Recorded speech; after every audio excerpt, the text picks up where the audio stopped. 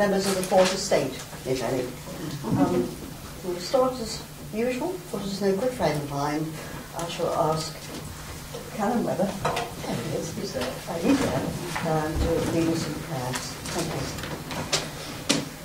you. O God our Father, we pray tonight for the officers and members of this council and for the chairman, Catherine Lomax. We give thanks for the recent initiative in creating a new website for our district and town, and pray for employment opportunities, especially for young people.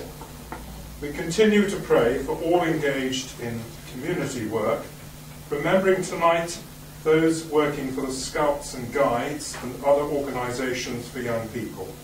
We ask this in Jesus' name. Amen. Amen. Madam Chairman, could I just very quickly ask you if it's appropriate to say that Churches Together will be organising a hustings for the parliamentary constituency, if that meets with the approval of the council. Thank you.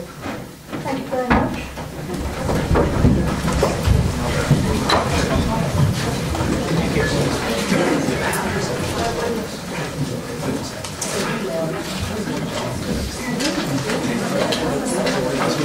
Is it your wish that I should sign the minutes of the meeting held on the 4th of December? Thank you. I'm not going to find it.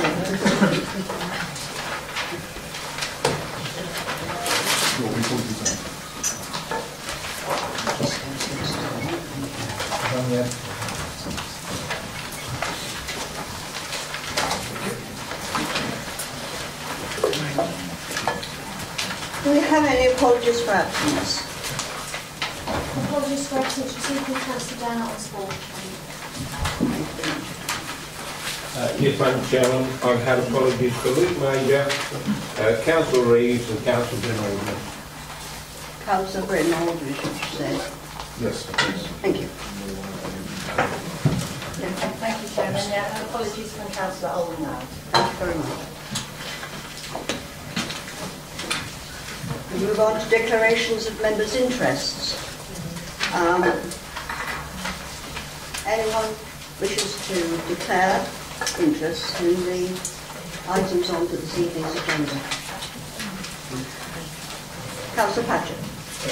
Yeah, thank you, Chairman. I just wanted to remind everybody that I'm the chairman of the Daventry Estate Company, that I have a dispensation in order to No one else? Right, good. As we move on to Chairman's announcements. This is my last full council meeting. So I only have That's why you're looking so smart, Jim. Yeah. Well, next time I'm afraid to tell you you'll walk on part, but very interesting anyway. Most of you will know that two of our longest serving councillors will also be here this evening for the very last time as councillors. And they will be retiring in May, so their last meeting too. Councillor Kosova is stepping down after 27 years, and Councillor Richard Atterbury, where is he? There he is, on the corner, after 24. Both have served with distinction in those years, and before I pass on over to the leader and others for more formal words about them both, I just want to say a few words myself. Councillor Over, and I speak only about the town centre vision group here, because that's where, in fact, I've spent most of my time with Councillor Over, in the 10 years that I've been a member of it. And I've found him to be conscientious and diligent, using his experience wisely.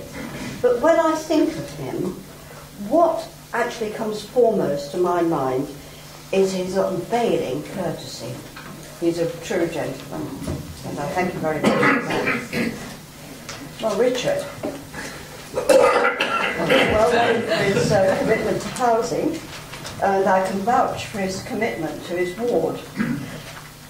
After 20 years as the sole representative of Crick, 4 years ago, he found himself in the new 2-member ward, Barbie and Kilsby. Even Crick's name disappeared, so... Terrible. While to recount, he also found himself paired with an opposition member. I can say that he bore up very well, and we worked very well together. 2 words come to mind to me about Richard, and one is his amiability, and the other is his good nature. And it's been a pleasure to work with both gentlemen, so thank you very much. And now I'll ask Councillor Miller to speak. Thank you, Chairman. Just a quick word, because I've got 2 of my colleagues who want to say a few more words. Councillor Paul regarding Councillor Over, and Councillor Griffin here regarding Councillor Richard Atterbury. It's been my privilege actually as leader to have both these gentlemen, and the art gentlemen, both of them, in our group for so long. They've done an excellent job for their community in different ways. Chris Over, one of the things I admire about Chris actually, he stands up to be counted. Some politicians duck and die, but Chris always sticks to the line, and if he sees ways of making it better, he'll move that way. And I think he should take great pride about what he's achieved as a councillor over the years. Chris, 27 years. I wish you'd known all those years ago. You've been looking a lot younger. I have seen your photo on the wall, by the way. You were looking a lot younger there when you were chairman of the council. But no, it's been a great privilege to be with you, Chris. You've been an excellent support, and you've been really good leading your charge in Daventry Town, but across the district on the economic generation employment portfolio. And you've got a good sense of humour. I know some people don't believe that, but I think you have got a good sense of humour. But you also, the most important thing, you're very fair and you're very balanced. And the same for Richard, actually, because Richard's also got a good sense of humour. But also, Richard's also been a very strong member over the years, Richard, so well done to you. You come from a good family stock from West Haddon. I know as a local member for West Haddon. But no, I will miss them both personally very much indeed when they step down. I'm sure the council will as well. Whatever your politics is, they are gentlemen, and they both serve this council very well. Thank you, Chairman. Thank you. Councillor Poole. Thank you, Madam Chairman. Councillor Chris Over. To coin that well-known phrase, in actual fact, there's a vast amount to say about Chris's dedication and enthusiasm over the years, and it's never waned. Chris has filled many roles towards members. We know his work within the council, but towards members over the years, a mentor, a confidant, and a friend. As a mentor, he freely imparted his knowledge and experience on various subjects, including members' etiquette in and around the council. Although after May, he told me we'd charge an hourly rate. As a confidant, he's always been there for anybody who felt the need to listen, offering advice if he felt it necessary, but most of all, someone to talk to. As a friend, second to none. My wife had a heart attack ending up in John Ratcliffe. Every day at 8 AM, the phone would ring, offering to take me to John Ratcliffe, wait for me to come back, just to give me a rest. Many people are unaware of Chris's work outside the council. He served as a magistrate, now retired, extensive work with Citizens Advice Bureau, now Advice Daventry, thanks mainly to him and his work, and the Consolidated Charity, which assists most vulnerable people in our society. However, my thoughts are now with his wife Margaret. He will be intolerable around the house for the next few months. Thank you, Madam Chairman. Councillor Griffin. Well, we're certainly going to miss Richard greatly. We and his community hold him in very high regard, and we all enjoy his friendly, affable and outgoing personality.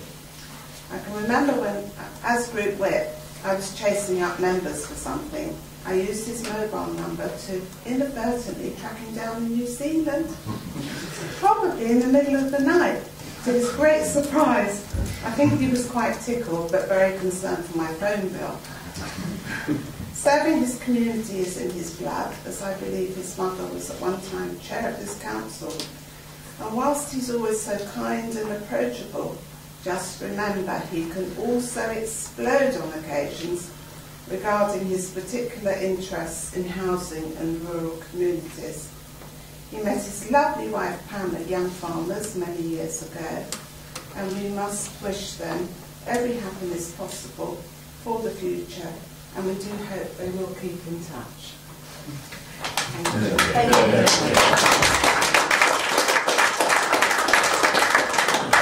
Councillor Randall. Yes, thank you, Madam Chairman. Yes, I too would like to say that it's been really, good working with you both. Very respectful of both of you. Obviously, you work alongside, not alongside, on the other side, I should say, with my mother for many years, and she always spoke highly of both of you.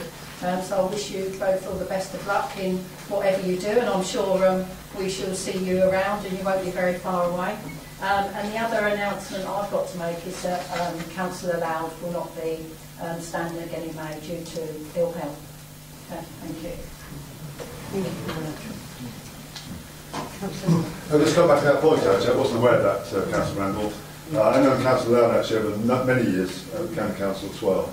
And she was, again, a very dedicated councillor, and I'd like to say on behalf of the Conservative Group, very sorry to hear she's not too well, but I'd like to say also we recognise what she's done over the years as a councillor for her community, and she was very passionate on the area she actually represented on both this council and the county. Thank you. Thank you very much for that, Rita. I think we would all join with you in endorsing that. Thank you. Right, I'll now continue with the rest of my chairman's announcements. You've had the list of what I've been doing and what I'm about to do.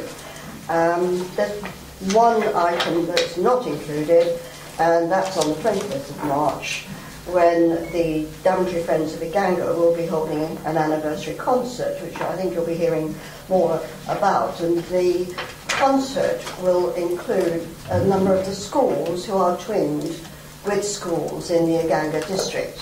So that should be a very enjoyable evening. So that's the 25th of March, but you will hear more about that.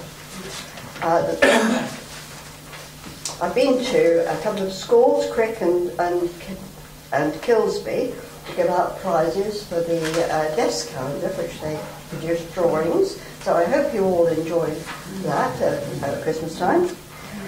And one other thing that I want to mention is, of what I've done, is the Long Service Awards.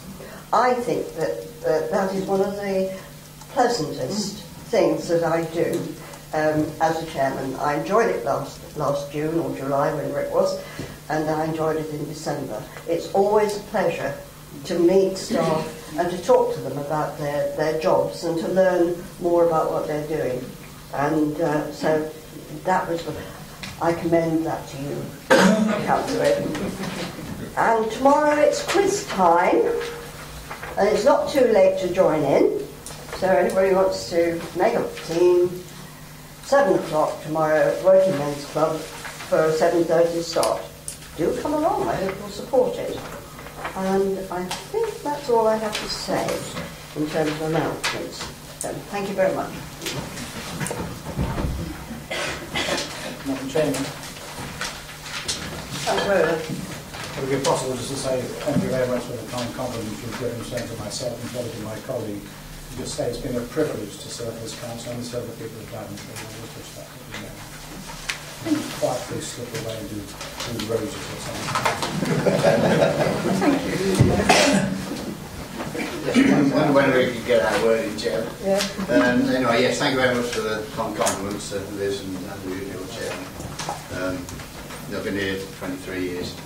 Sort of be a bit of a loss, I think, to know what to do. And I've got my hands tied in the other direction, so I don't think I should get that book. Well, I should get bored, but it'll be a different sort of board. Housing, yes. We haven't achieved all the housing we do. We can't. We have built some, but we transfer the stock anyway, so we are sort of turning things around slowly. I think we're trying to get people housed. So anyway, I wish you all the best, and thanks for having me.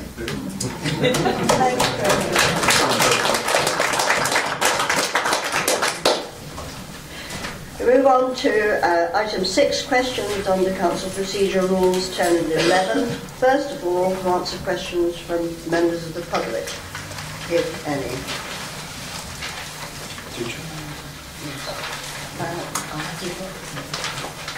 Oh, thank you. We have a tabled question from Mr. P. Biggins. You have all got a copy of this, and what I'm going to do is actually to read it out for the purposes of transparency, and then I shall call upon the leader to respond. If certain councillors in this chamber had been benefit claimants, they'd have been subject to investigation for fraud and possible imprisonment. Since 2001, Daventry District Councillors have cost the taxpayers of DDC around £3 million, and some councillors have contributed substantially more to this total than others. On the basis of the following figures, and actually I am not going to read out those figures because there are so many, but all the figures are rounded and don't include 2009-10, awaiting figures from DDC or 2014-15. And how can the individuals named above justify taking more in allowances and expenses per annum than many hard-working families in Daventry slogging through indecent hours for a living wage earning a year?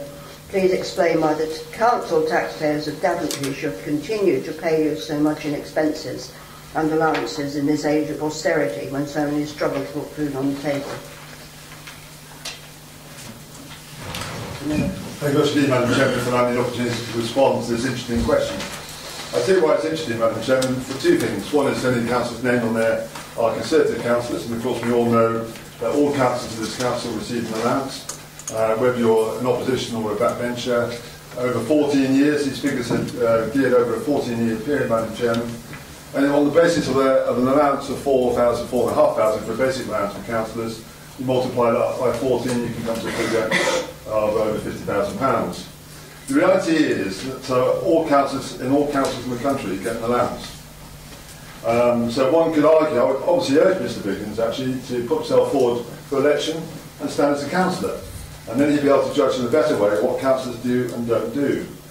I think it's also important to understand these allowances are not set by this council.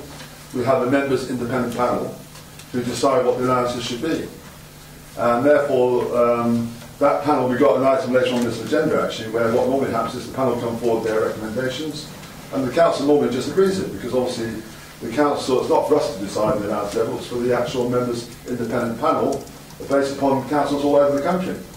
And compared to many other councils actually, I can assure you, our allowances are not out of kilter. I'm not going to mention any specific ones, which I could do, but the reality is our allowance is actually fairly modest. If you accumulate figures over 14 years, Madam Chairman, of course they're going to appear quite high. If you divide them by 14, the figures actually are fairly respectable when you compare to many of our peer councils. This is obviously saying, I believe this the allowances in council started to increase under the Labour government in '97, because that Labour government wanted to try and encourage more people into local politics. There's always a cost of democracy, and that cost of democracy in all levels of government, if it's district council, county council, regional government, if it's actually European government or Parliament itself, there's always a cost. And so I think it's only right to mention, Madam Chairman, I mean some of my colleagues are very disappointed they're not on the list, because they've been here for a long time as well. They feel rather disgruntled by the fact they haven't actually been looked into. But the reality is, to put this into context, I would really urge Mr Biggins to stand for election, then he would understand what councils have to do and how it operates. When I first became a councillor, I came in by chance, like many councillors do, they don't look for it. It sort of finds you, and then you come in with perception. I remember coming in perception on the back of a campaign, and I saw Mr Angry on one side of the public arena, and then when I got on the other side, I suddenly realised what actually entails the sort of decisions that members have to take and take account of, and then you're into the world, to a whole new world of how this world actually works with councils in particular. All I would say is we are a good council. I think it's rather unfortunate that the councillors, it's all parties, forget the names on the list, all councillors are actually targeted by this expression, because that's actually saying should councillors get allowances. Also, Mr Biggins can lobby government because it's a national issue, this. can lobby government to say that no council should get allowances. That's perfectly its right to do so. But I don't think it's right to pick on individuals, and I don't think it's right also without a full understanding of what the council role entails. And I would strongly urge them to do one or two things, well, to do both actually, in honesty. One is the right of the government to try and get allowances banned across the country, and the second one is actually to stand for election himself, and when he becomes a councillor, then to see how it really works on the other side, and then maybe his view might be the same or may not be the same, Madam Chair. Thank you very much. Thank you, Councillor. Now we have a question from Mr. Chris Myers. Who I can see. Would you like to read out both questions, Mr. Myers? Yes, the first questions are about affordable housing. So the first question, I believe that the District Council's policy on affordable housing is set out in the Affordable Housing Communication and Marketing Strategy 2007, revised in December 2010. In the Affordable Housing Supplementary Planning Document, adopted in December 2012, and in the Allocations Policy, adopted in February 2013, revised last July. My question is, are these policies sufficient for the timely provision and allocation of affordable housing in 2015? Question 2 is a sort of rider question. I've been looking at an example of development in Long Buckby, which is known as Buckby Meadows, and is being run by Bovis Homes. I would like to use the example of the Bovis Homes development in Long Buckby. The developers say that the designated affordable dwellings on this site will be released at the end of March this year. That's 38 dwellings. How quickly can the council make decisions on how the provision of affordable housing will be managed? I'm wondering, where might we be 12 months from now? Still in the state of preparation for the allocation of affordable housing, or with some of those homes being built and occupied? Thank you very much. Councillor Miller. No, I think that's... You're going to respond. I'm sorry. You're going to respond. No. Sorry. Thank you, Mr. Myers, for your questions. The documents that you refer to all relate to the delivery of affordable housing. Briefly, they can be summarised as follows. The Affordable Housing Communication and Marketing Strategy is an operational document setting out how we promote the provision of affordable housing and working with parish councils, landowners, registered providers. The Affordable Housing Supplementary Planning Document sets out detailed policies for the provision of affordable housing. It includes our approach to clustering and tenure mix. It also includes a cascade which gives priority to people with local connection through residency, work or family. The allocations policy sets out how we nominate potential future residents of new or vacant property to registered providers. In addition, although not mentioned in your question, the recently adopted West Northamptonshire Joint Core Strategy is relevant. This sets out a requirement for affordable housing on sites of 5 units or more. It also sets out that the percentage of housing that should be affordable is 40 in the rural areas, 25 in Daventry town, and 35 in the Northampton related development area. This supersedes the percentages in the Affordable Housing Supplementary Planning Document. The performance and suitability of the document in guiding the successful delivery of affordable housing in the district is monitored and from time to time reviewed and refreshed to reflect the changes in government policy, guidance and legislation. Newly adopted plans and changes in the housing market, these council policies set out the volume, house type and tenure mix required of housing developments in the district.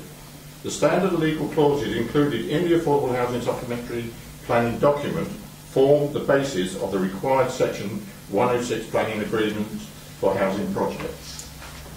The answer to your question concerning Long Buckby, Bovis Homes and developing 132 homes, of which 38 will be affordable, at their site on Land West of Station Road, Long Buckby. Bromford have been contracted with Bovis to take over the affordable housing. The Section 106 agreement signed for this project contains specific clauses to ensure that the required proportion of affordable homes are built in in timely fashion as the market houses are delivered.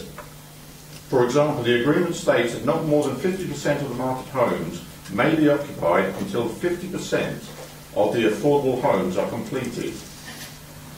That no more than 75% of the market homes may be occupied until 75% of the affordable homes are available, and that 100% of the affordable homes must be provided before 95% of the market homes are occupied.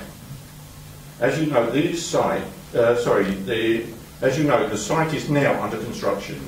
The developers will need to comply with the terms of the Section 106 agreement.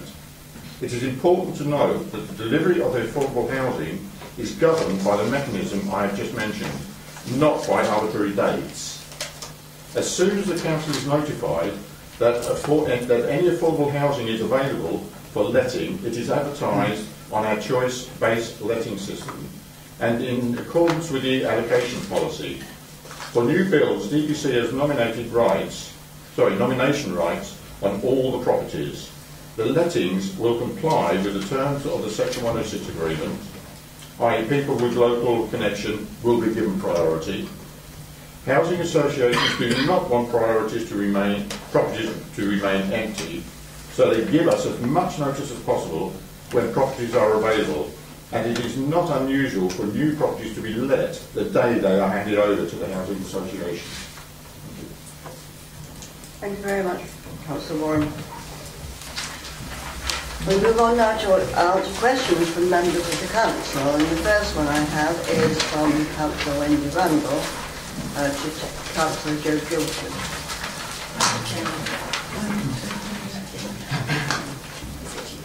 Oh, I'm sorry. I'm very sorry. So my question then is to Councillor Elizabeth. At a time when councils up and down the country are having to make huge reductions in their budget, councillors have a duty to look at any savings that can be made.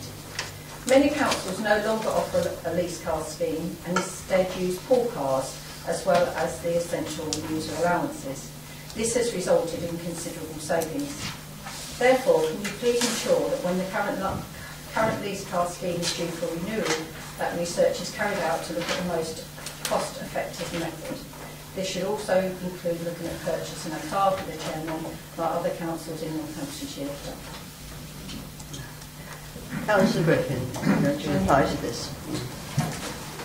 The provision of leased cars to employees as an alternative to essential car user allowance, and in brackets lump sum plus mileage allowance, was considered as part of the potential savings package 3 years ago. An initial analysis was made, but it was decided not to pursue removing the scheme because it's an important part of the council's recruitment package, and being a 3-year lease, it also is a retention factor. A number of employees participate in the scheme, for which it forms part of their terms and conditions. Removal of the scheme would be seen as a reduction in their benefits at a time when employees have been asked to work harder and take on more. The Chief Executive has given an undertaking to employees as part of annual pay negotiations that other terms and conditions will not be reviewed. Several changes to the lease car scheme have been made over the years to ensure value for money. The Chairman does not have sole access to a vehicle. The arrangement is shared use of a pool lease car. This arrangement has been in place for a number of years and has proved to be an efficient use of the vehicle. I don't know, Councillor Randall, but if you noticed in, not this recent call brief, but the one before, we have purchased a new electric van, and that makes a carbon saving of 1.8 tonnes a year, as well as improving local air quality. And we had a £5,000 government plug-in grant for this, bringing the cost of the vehicle down to £13,588. And over 4 years, it's estimated it will be more than £2,500 cheaper to run than the diesel-powered equivalent. There is another point of interest, and I wonder if the Chairman would allow Chris Long to elaborate on some information he's picked up about Chairman's cars. Yes, I would allow that. Yes, Thank you, Chairman. Good evening, Chairman. Thank you very much for allowing me to comment. As you're aware, Chairman, I was sitting very much in your chair this time last year, attended many of the events that you attended. I'd like to point out that in many instances now throughout Northamptonshire, councils no longer actually have courtesy cars for their actual mayors. Northampton Borough have now ceased to have a chairman's car. South Northampton no longer do, neither do Corby. So at this moment in time, Chairman, it's very much not a good thing to have courtesy cars for their chairman. Thank you very much. Okay. Wish to ask a supplementary? If I may, Chairman. Thank you. One thing that I would be interested to know is you say it's part of the recruitment package. I'd be interested to know actually how long the staff have worked here that are still getting a leased car. Now, I think in Northamptonshire, I'm led to believe that we're probably one of the only councils that are still offering this scheme. A lot of them have just completely cut that lease car scheme out. They've still retained their staff. So it was just something that I would have just liked to see it looked into. As I say, if there was a cost saving, and I think perhaps we should do it as a rolling year, 3-year rolling scheme, just to look at these savings. Thank you, Chairman. Yes, it will be a 3-year revision, and actually our staff really have always been cut to the bone, and they work terribly hard, and we expect such a lot of them. We do feel that this retention of our very highly valued staff, who are particularly good, we do want to retain them, and we do think it's worthwhile. But I think, is Tony Gillett here? Yes. Tony might be able to give you some further information, if that's all right, Chairman. Yes. Yes, Chairman. Yes, I can explain. In terms of when does a member of staff qualify for a lease car, member of staff will have to be here 6 months to go through the probationary period. The lease arrangement is a 3 year, so each lease is reviewed at 3 years. It's not a review of the scheme. Thank you, Chairman. Thank you.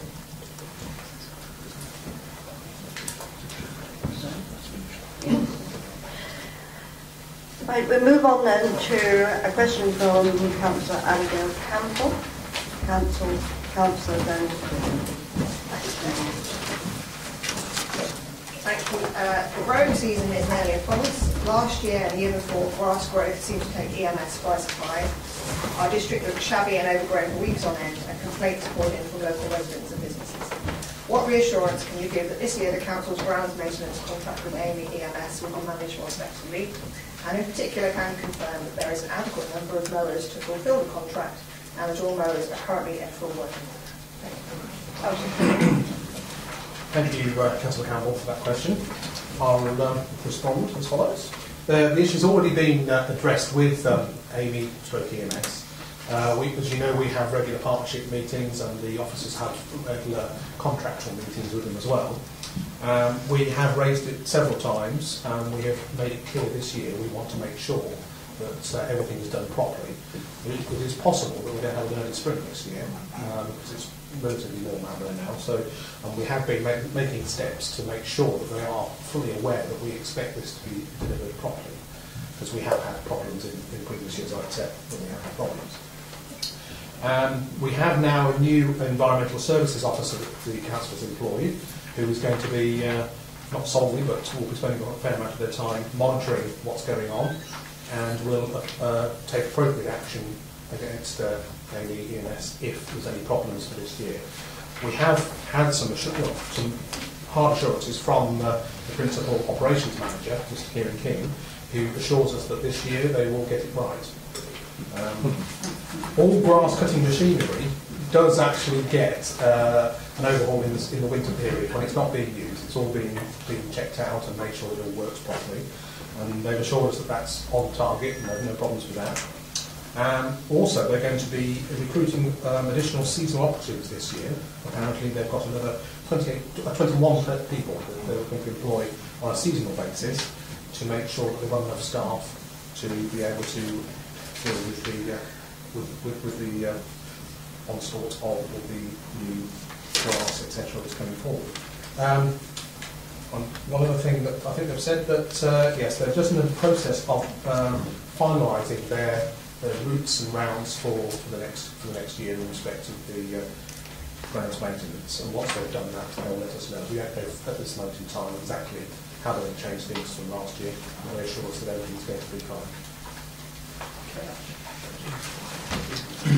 Thank you very much. We move on then to a question from Councillor Maureen Lou to Councillor Miller. Thank you, Chairman. Bedroom tax, officially known as the social sector criterion, is causing enormous problems for tenants affected by it. The government's own independent evaluation of the policy recently reported that 60% of tenants were in arrears after just 6 months. 50% of tenants are cutting back on wholesale basis, and only 4.5% are able to get smaller accommodation in the social sector. The Chief Executive of the National Housing Federation has called the policy unfair, ill-planned disaster that is hurting our poorest families. The poorest families in our district are hurting.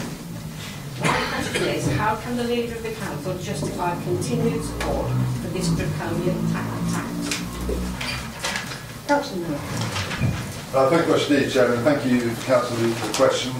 Well, just to answer the last bit first, this is national legislation, so that's what this council has to follow. But it's a fair question in many respects. And I just want to highlight that social housing is invaluable for hundreds of thousands of people in the country who need help in getting accommodation. That is why I believe that it's simply not fair to subsidise households to live in houses that are too big for their needs, while there are nearly 375,000 families, probably some of which you're referring to, Councillor, living in overcrowded conditions. This reform is to help to tackle a housing benefit bill which is projected to balloon to 24 billion in 2014. If you live in the private rented accommodation and receive housing benefit, these rules already apply. So, they already apply at the private rented. And I do think it's only right to reassure people who are working hard that their taxes will be used fairly and not to cover the cost of spare bedrooms. Crucially, pensioners are exempt from this measure. I think that's important, and provisions have been put in place for the disabled, foster carers and the armed forces. I'd like to emphasise that discretionary housing payment have been trebled, and extra funding on top of this has been made available to support vulnerable residents who may need extra help. For the year 2014-15, £165 million has been made available in funding, and the government will monitor carefully the use of these funds to ensure that they are being used appropriately to support people most affected. And I think that's the Council's point here, which I think Councillor Luke's trying to highlight. We want to look after our most vulnerable. There's funding there to help those people. Also, across the social sector as a whole in Great Britain, there are a total of around 1.4 million one-bedroom properties. Landlords were given 3 years' notice to start to prepare for this change. And during that time, we're encouraged to take account of local needs and demographic trends when allocating properties and developing their building programmes. There is a turnover of properties in the social sector, and with suitable management and prioritisation of social landlords, this should provide a means of allowing many of those affected by the removal of the spare room subsidy to move to suitable properties over time. Thank you, Madam Chairman. Thank you, Councillor Miller.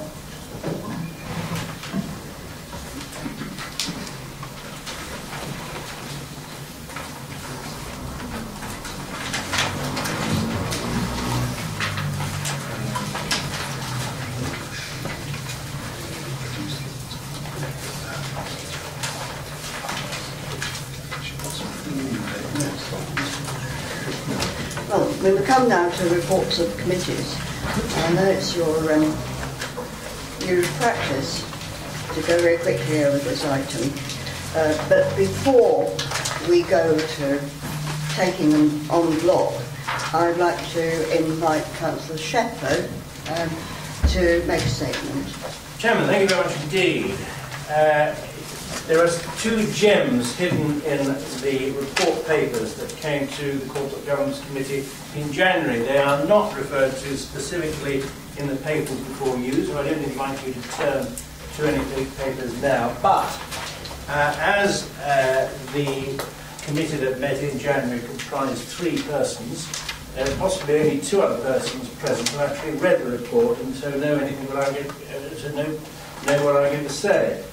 But these 2 particular gems arise out of a review of the audit progresses that have been happening over the last year. We're coming to the end of the year, and we reviewed the audits that were happening, that had happened in this year. The audit process involving local government is pretty unique. The concept of the entirety of management, from the chief exec to the lowest manager, being reviewed by an internal audit function, an internal auditor with his team, is quite unique. And in order for this whole the system to work properly, there has to be obviously a jolly good objective relationship between the auditors and the management. An essential part of the process is about 40 separate audits per year. Okay? And we look at the auditors, the internal audit team, identify specific issues to audit, and the result of those audits come back in 4 categories of quality, of level of assurance. Full level of assurance, which means pretty well, so as good as it can get, obviously. Substantial level of assurance, which is a good one. Limited, there are matters of concern. And minimal, well, there are matters of great concern.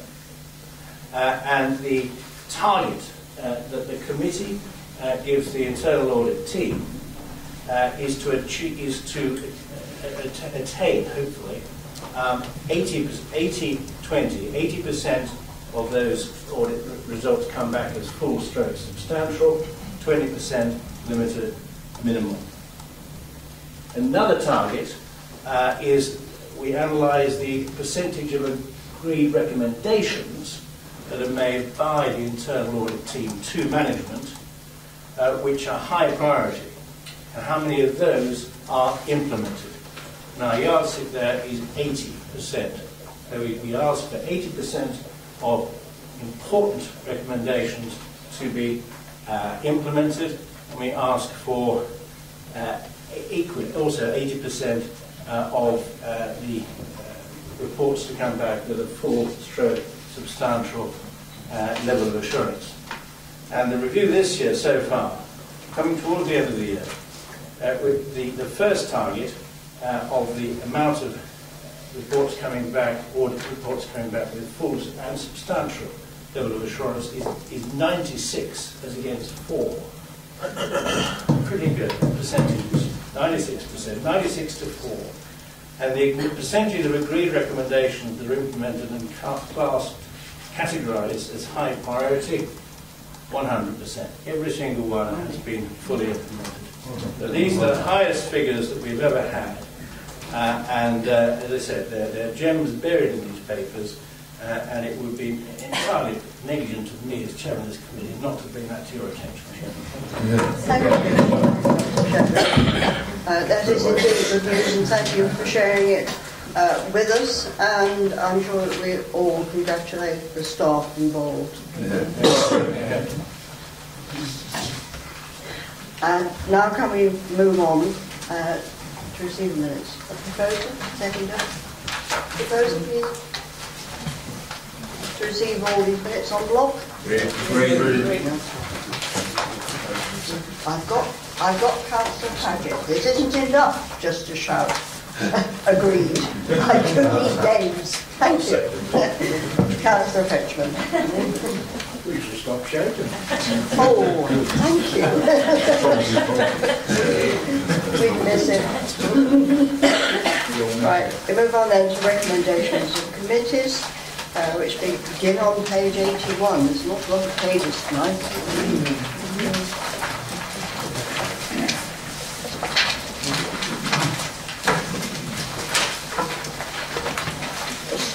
week of the 15th of January, Licensing Act.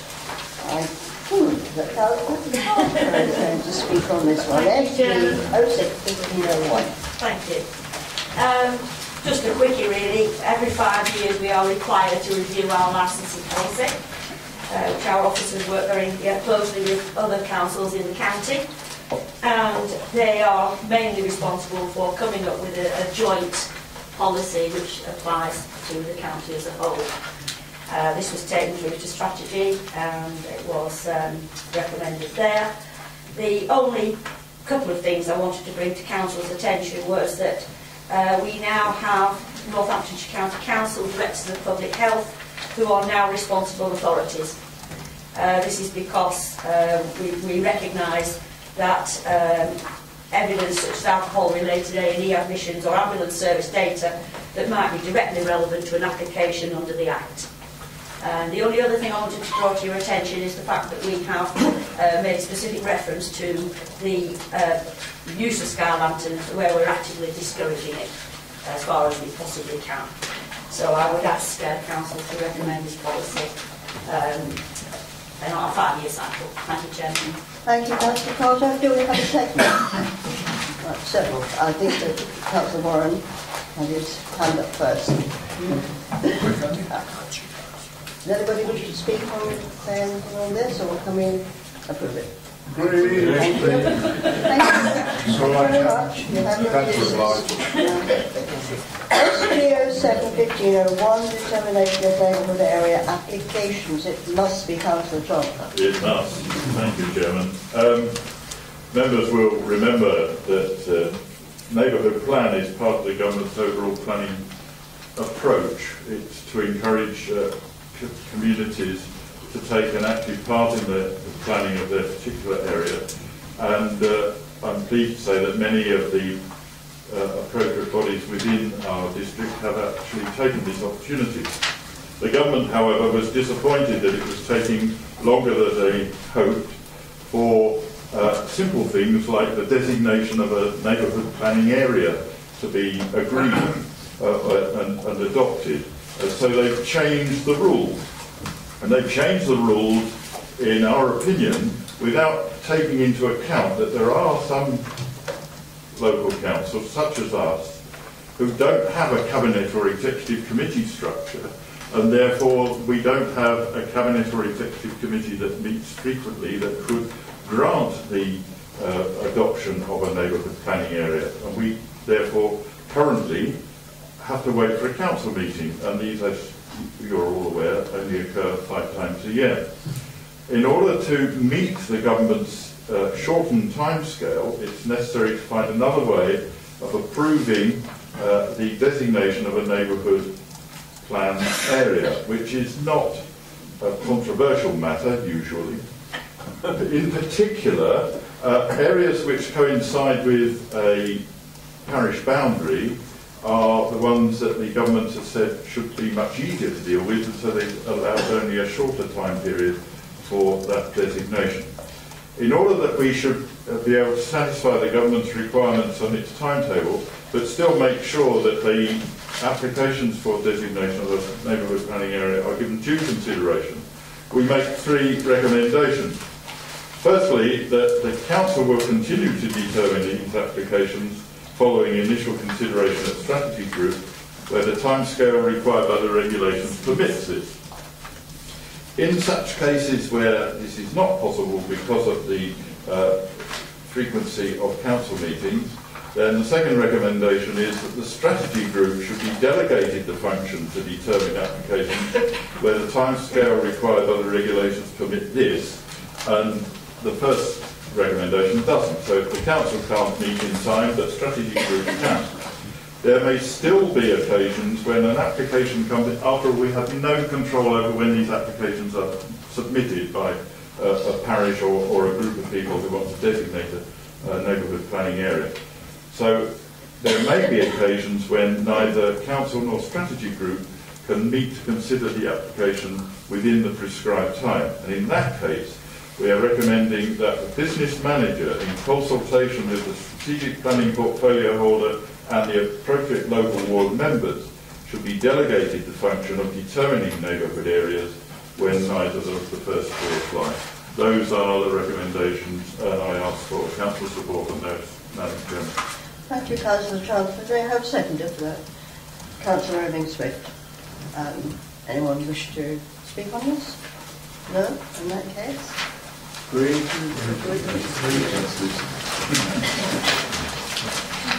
I don't even approve that.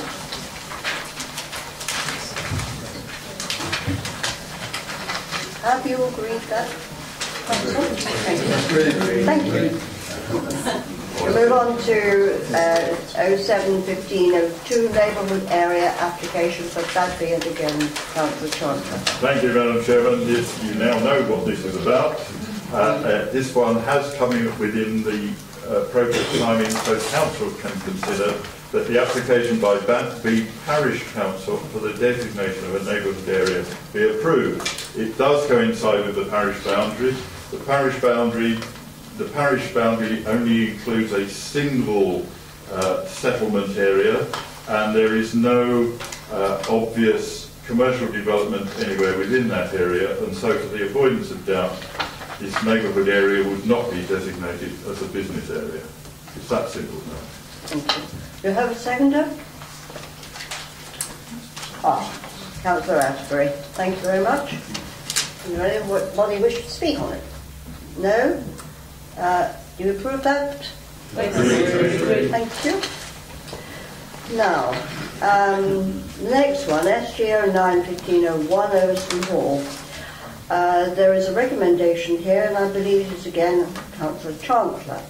I just want to bring one thing to your attention, and that is these were originally pink papers, and therefore, should there be any discussion of any details that were in the pink papers, then the meeting will have to be closed and the chamber cleared. Thank you. Thank you, Madam Chairman. Members will be familiar with the saga of Overston Hall. Its current owners appear not to be taking appropriate care of it. Because it falls within the purview of the District Council area, we do have obligations and things that we're allowed to do under the appropriate legislation, the Planning Listed Buildings and Conservation Area Act 1990. I hope that all members are familiar with that. If not, I do have a copy with me. What we would like to do in helping to fulfil the particular aim of the corporate strategic plan, protect and enhance our environment, priority 4 of that plan says we shall preserve the district's heritage, and the measures that we invoke to do that include council intervention leading to restoration, reuse or sustained productive use of listed structures within the district. Overston Hall is a listed structure, and therefore there are things that we are allowed to do and are encouraged to do. The current owners have, on a number of occasions, suggested that they have almost sold the property to somebody, but then that doesn't quite seem to come to fruition. And part of the reason for that might be that any potential purchaser would require a detailed structural survey to be conducted so they knew exactly what it was they were taking on. That is the duty of the owner. The owner does not currently have sufficient funding to pay for that up front. So what we would like to do, and this is the first recommendation, is that we engage with the current owner to draw up an appropriate legal agreement binding on both the owner and the council that a full structural survey will take place. The council will pay for that, subject to a binding legal agreement that the funds will be repaid once the property is realised, either with interest or with a share of the uplift in the building value. the officers believe, as the professional persons involved, that the financial risk of such a decision to this council would be low, because we clearly wouldn't spend any money until we had a binding legal agreement with the current owner that they should refund that. And that in the meantime, we should take action under Section 57 of the Act and or Section 77 and 78, and again, if you want to remind yourself what those are, I do have it with me, if the current owner doesn't take suitable action to secure the building against intrusion and vandalism, that we should make that happen. We can do that. The law allows us to do that, and obviously we are obliged to make sure that it is safe. So that briefly, Madam Chairman, is the thinking behind these two recommendations, that we should draw up a legally binding agreement with the owners that would allow a proper survey to be carried out, so that that information could be available to both the owner as a responsible body and also to any potential purchaser, and that in the meantime we take the necessary action to secure the building and the property. Thank you, Councillor. Seconder? Councillor Cribbin. Does anybody wish to speak? Chairman, a small matter of clarification. This came through the committee on the 15th of January. Has there been any discussions as to whether or not the owner is willing to engage in making an agreement at the latest suggestion? Councillor John. I'm unable to answer that question myself, Chairman, but I'm sure there is somebody here who would be able to. Yeah. Simon Bowers. Thank you, Chairman. We met with the owners of Oakston Hall, the New Testament Church of God, about a fortnight ago.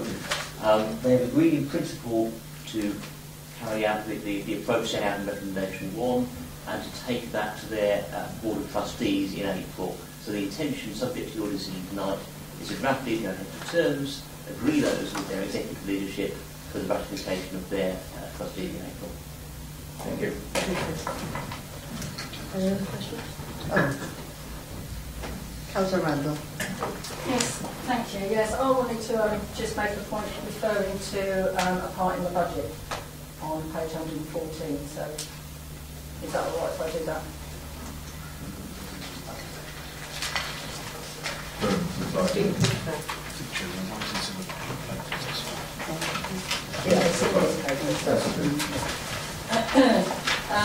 Looking through on page... I'm sorry to interrupt you. Just remember what I said at the beginning of the...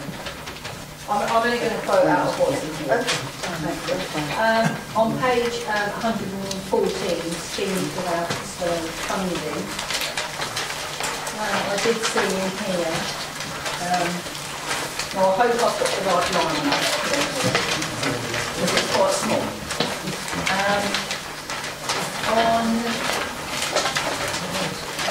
I'll wait till you all find it.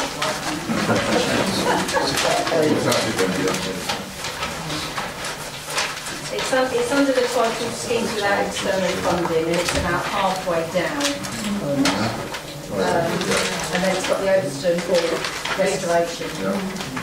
Under the budget 2017/18, there's a figure in there of 650. Yeah, 650, obviously, and then 25 after, 25 after, and 25 after. Can you just explain to me what that is for, please?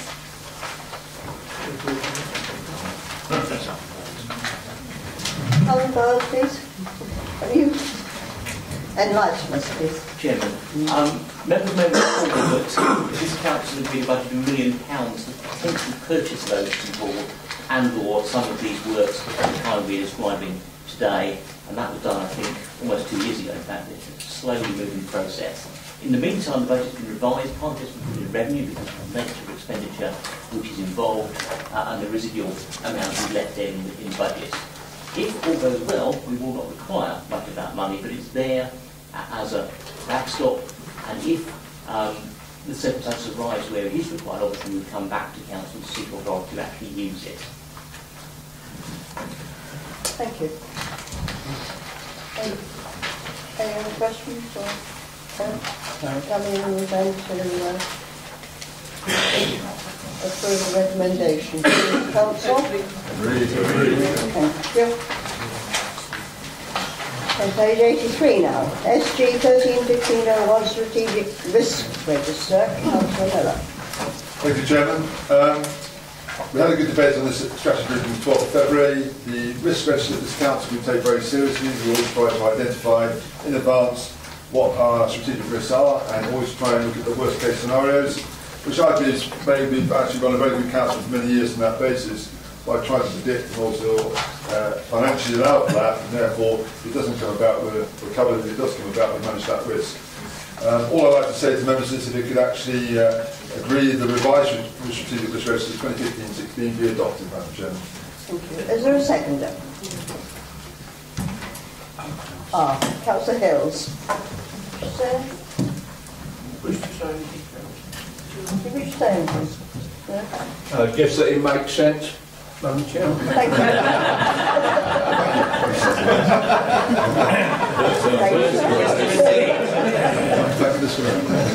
Council. Thank you very much. 131502 Surveillance Policy and Procedure. Again, Councillor Miller. Thank you much indeed, Chairman. Yeah, following the inspection made by the Office of Surveillance Commissioner in September 2014, approval was sought for minor changes to the Council's surveillance policy and procedure. On the papers of the 12th of February, the strategy group papers that went to that meeting, the outcome of the inspection in September was good, Madam Chairman. The recommendations made following the last inspection 3 years ago have now been fully discharged, and the Commissioner praised the Council's excellent policies and procedures and knowledgeable staff, issuing just a single recommendation to include in our surveillance policy a direction for officers on the use of social media as a surveillance tool which has been included in the policy. I just want to add, if I may, Madam Chairman, in addition to that, of the highlighted text on the report, on paragraph 4.2, it is critical to understand that the Council can only carry out directed surveillance where it is necessary to prevent or detect criminal offences that are either punishable, whether on summary conviction or indictment, by a maximum term of at least 6 months imprisonment, or criminal offences relating to the underage sale of alcohol or tobacco. The Council cannot use directed surveillance for any other purpose. In addition to internal authorisation, this is obviously subject to directed surveillance must be granted by Justice of Peace, Sections 37 and 38 of the Protection of Freedoms Act 2012. I think that's important to reassure members of the public that this particular surveillance is used very, very rarely, and when it is used, there are very strict terms of reference where it can be used in certain circumstances only. Thank you, Madam Chair. I'll put the recommendations forward to Council. Thank you. Is there a seconder? Thank you, Councillor Chancellor. Before we actually move to approve it, can I just confirm to you that when you do approve this, as I hope you will do, the substantive motion will be with that minor amendment in it. Council. Agreed. 141501 Mobile Homes Act 2013 implementation of fees. Councillor Warren. Thank you, Madam Chair. I would ask Council to approve the introduction of a county-wide fees and charges policy for the administration of mobile home sites and site rules for permanent residential sites as permitted under the Mobile Homes Act of 2013 and Part 6 of the Housing Act 2004. The Mobile Homes Act 2013 came into force on the 1st of April 2014 and amends the existing caravan sites and controls of the Development Act 1960. The Environmental Improvement Services deals with all caravan site licences that fall under this Act. The new Act introduces fees and charges for all functions relating to the licensing of sites, including applications for the licence, variations and transfers, and requires local authorities to develop a fees and charge policy.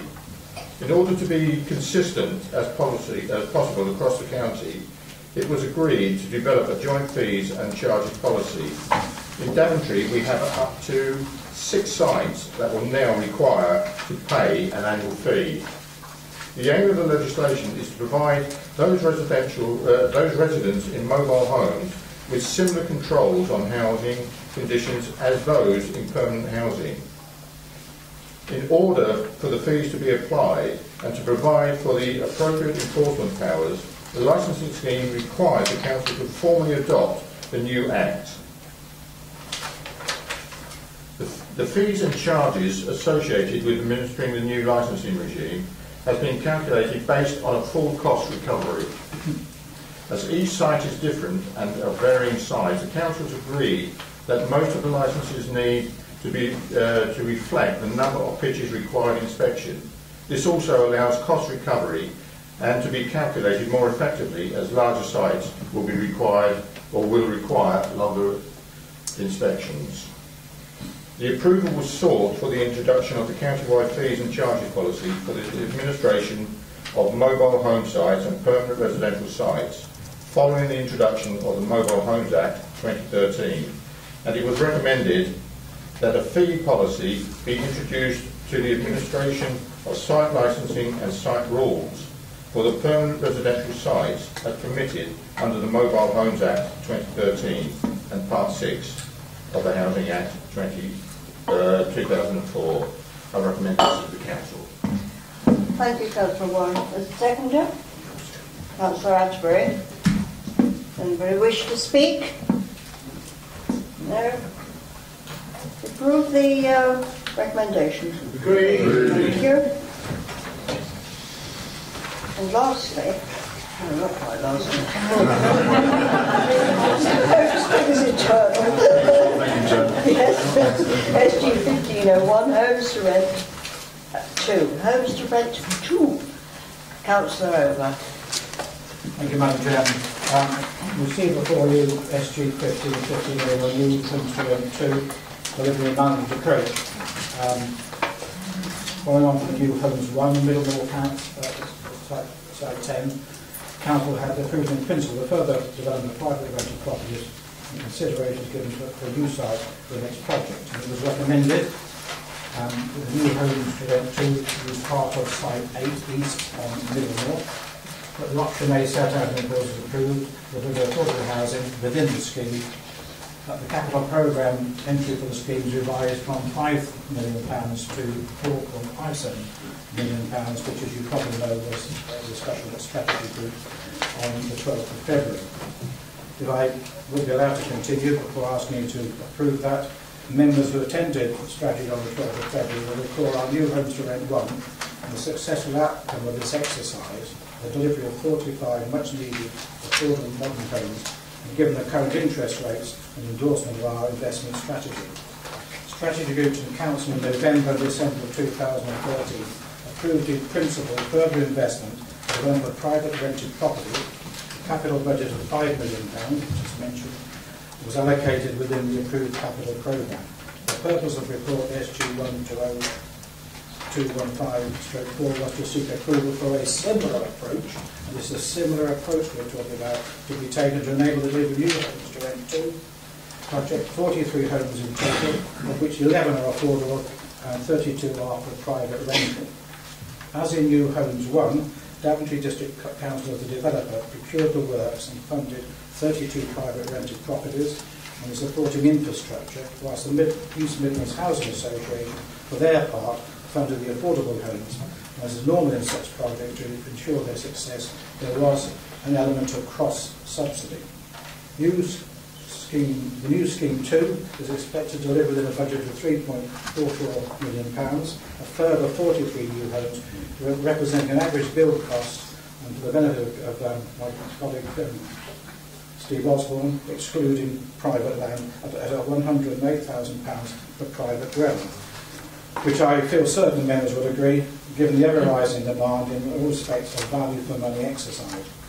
New Homes 2 seeks to draw on lessons of the first, again with the use of HAC, that's Home and Communities Agency frameworks, and with this advantage time and cost saving.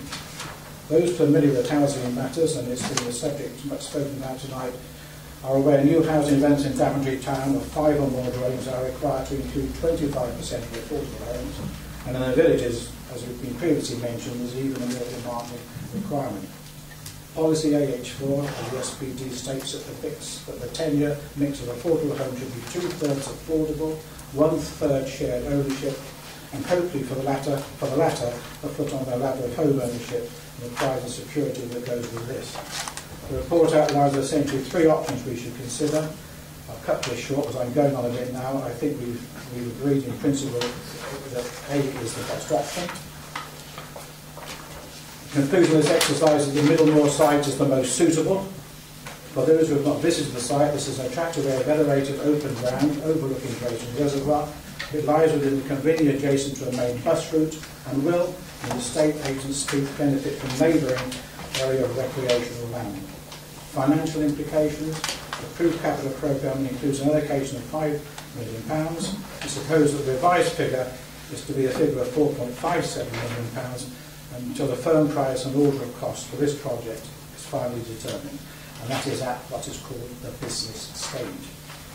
I will not bore you with some other information. This gives you the income, but it generates sufficient income. It's a benefit to those who live in the home and also the owner of this council, and I think this is a sound investment for both this council and for those people who I hope will enjoy living in those homes in the future. And there, Madam Chairman, I commend to you and your council the advice, and thank you for allowing me to speak. Thank you, Councillor Over. Do we have a seconder? Councillor Ford, I think, was first. Yes, Madam Chairman, thank you. I'm happy to second this. I think Councillor Over has summed it up perfectly. Thank you, Madam. Thank you. Anybody wish to speak? Councillor Thatcher, and then Councillor Over. Thank you, Chairman. We've learned soon from Councillor Randall that Councillor Loud is standing down at the election. Councillor Loud has been one of the directors of the Daventry Estate Company for a considerable amount of time and has made a great contribution to the project of New Homes 1, and I think that should be noted in the minutes. And there's a couple of things that really you should know about Homes to Rent 2 in that because the company is now set up, Homes to Rent 2 will share the cost of the ongoing running of the company, and therefore there'll be no set-up costs involved in that.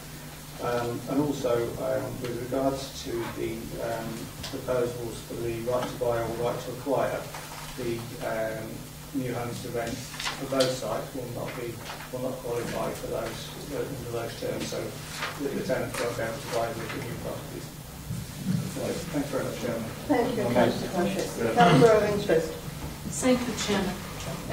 Just to say, on the 11th of February, one officer, Gary O'Neill, made us have a little tour, few members were there, of what happened in Daventry.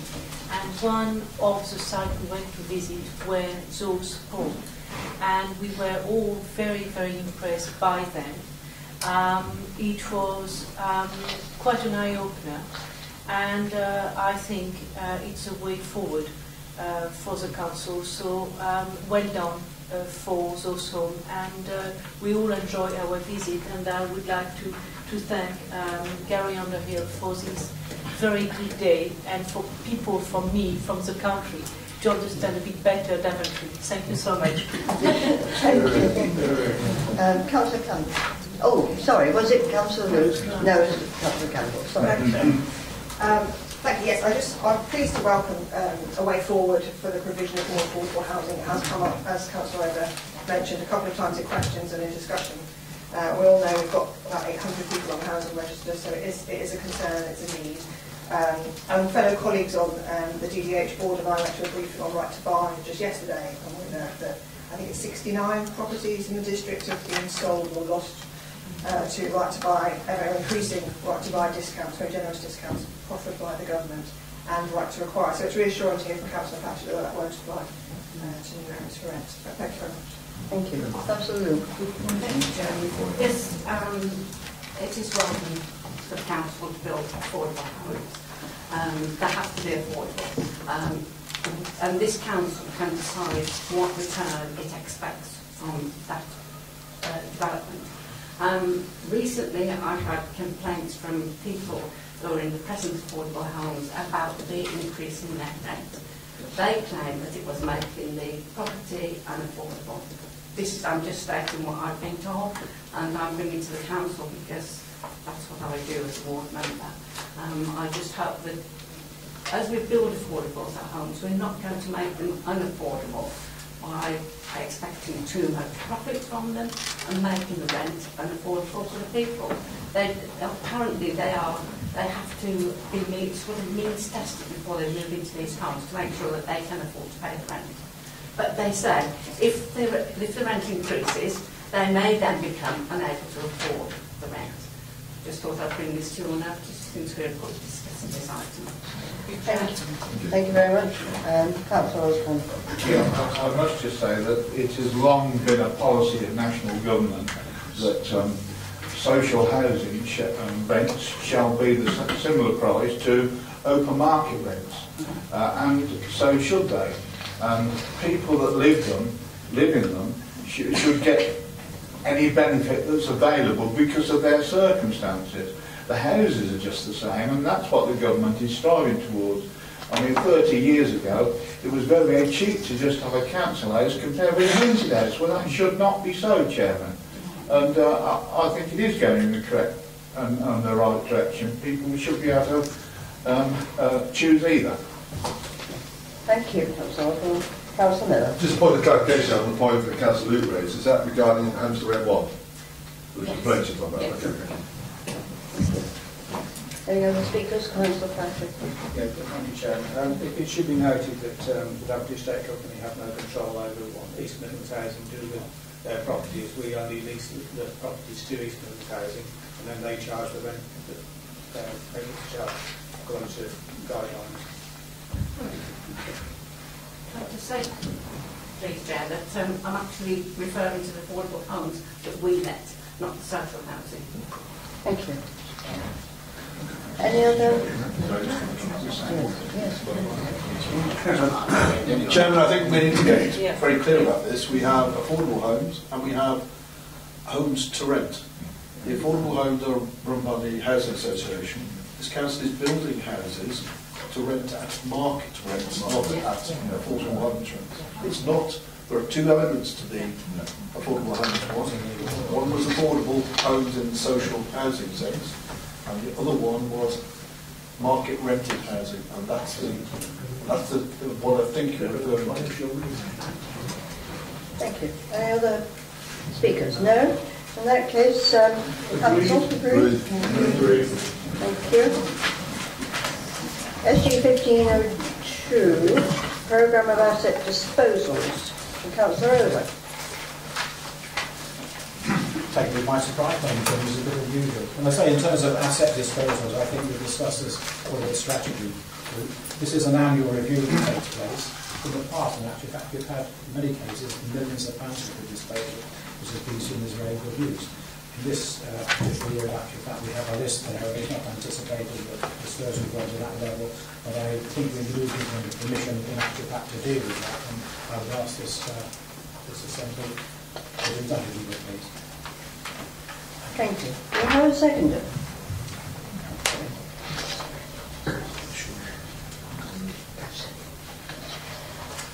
Does anybody wish to speak? Councillor Randall. Thank you, Chairman. Yes, I'd just like to ask just a couple of questions. There's one on the UTC site. I noticed that the lease will be for 125 years. I just wondered why it was 125 years, because that just seems to be, often they used to be like a 99-year lease. Just wondered why it was 125 years. And the second one was on the Middlemore site 7. I see that we were looking at possibly having a care home or something similar there that would seem to block out noise. And I really struggled with that one. First off, I was quite surprised to have a care home in Middlemore where it's quite isolated, and it's quite hilly if you're pushing wheelchairs around. But the other thing was, noise often seems to bounce around, so even when you do have a tall building, it just bounces all around, and I just didn't see how that was going to, stop the noise element. Thank you. Councillor Over. Madam Chairman, I think on the latter issue, we are now starting to get involved in what would be considered to be planning matters. This in actual fact is we're talking about the permission for asset disposal, not in actual fact whether the building is suitable or not suitable. That I think is another issue that may emerge in another arena, another forum. So that's how I answer that question. In the first question, I'm not quite certain that I understand this at all. But the Minister may, as Peter said, I should say, may well explain that particular issue. Before you perhaps your manager signing power. Would you like to? Thank you, Chairman. The University Technical College is let on a 125-year peppercorn lease because that is the standard term which is required by the Department of Education when they fund a new free school or academy project, and in legal terms the UTC is a free school or academy. Thank you very much indeed. Thank you. Any further contributions? No. Well, in that case, can we move to approve the recommendation? 17-1501 planning appeal costs. Councillor Guilford. Thank you. You have before you a recommendation for the approval of costs. It's imperative that we have funds to facilitate robust legal defences. Failure to do this or provide an adequate defence could lead to costs being awarded to us. We are a prudent council, and therefore I ask, as per the recommendation, that earmark legal reserves 40,000 and 70,000 be approved in connection with rebuilding. Thank you. May I have a seconder? Oh, you're seconder. Second, I'd like to speak as well. Yes. Yeah, I'd like to say that I very much support this recommendation. If we're to defend these large-scale applications at the moment throughout our parishes, but that'll be happening in Daventry as well, they've got to be defended properly at appeal. We've got to protect our parishes and our people in our parishes. That's what we're represented for, and Daventry. So I can see not only this application for money, I can see several more during the next 12 months coming up, because there will be other large-scale applications in the pipeline which we've got to robustly defend. Thank you, Councillor Oswald. Any other speaker? No? Oh, Councillor Randall. Yeah, it's only a point. Thank you, Chairman. Just for the point that, if the public are, reading through these, just to make them, aware that if we obviously do go to an appeal, we earmark these reserves, but if we win, then the costing, it doesn't cost us. Does it still cost us? That's what the public are asking me. Does it still cost us the same amount of money whether we win or whether we lose? Chairman, can I come back? Yes, please do. Chairman, we still have to provide a case. It costs antibodies, it still costs you. Yes. So it costs you to defend it anyway. Now, if the other side wins, we could be liable to pay their costs as well, which could be considerable, especially if they employ a six-figure barrister.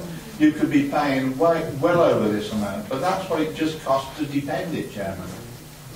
Thank you, Councillor Osborne. Councillor Miller. Thank you. Yeah, on the back of Councillor Osborne's comments, absolutely right. We are here to represent our communities. And one of the key things for the planning committee to highlight that, again, it's very important to have good planning reasons when you're refusing an application, because obviously that helps the defence when it comes to the point of an appeal.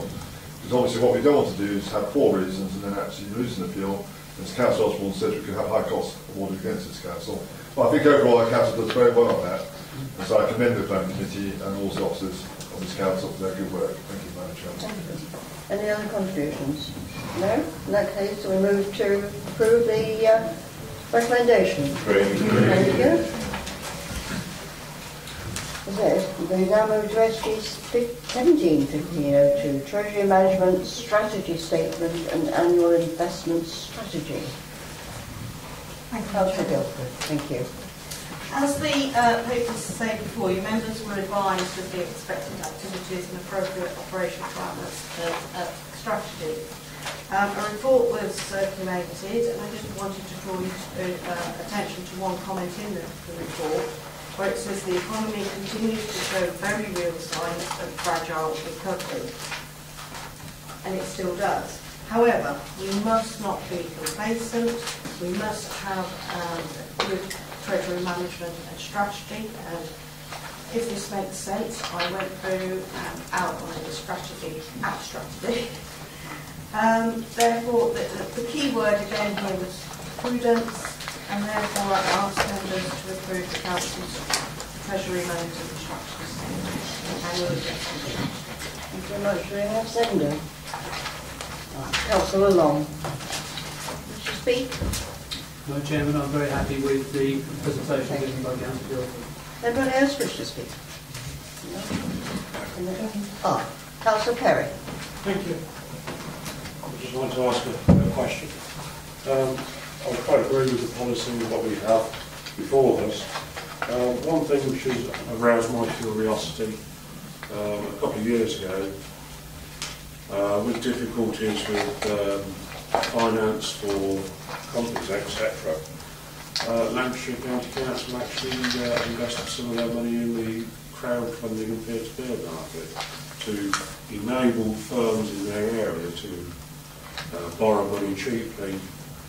And I just wondered whether there'd been any sort of thoughts in that direction, or whether anyone had heard anything of what had happened at Lancashire.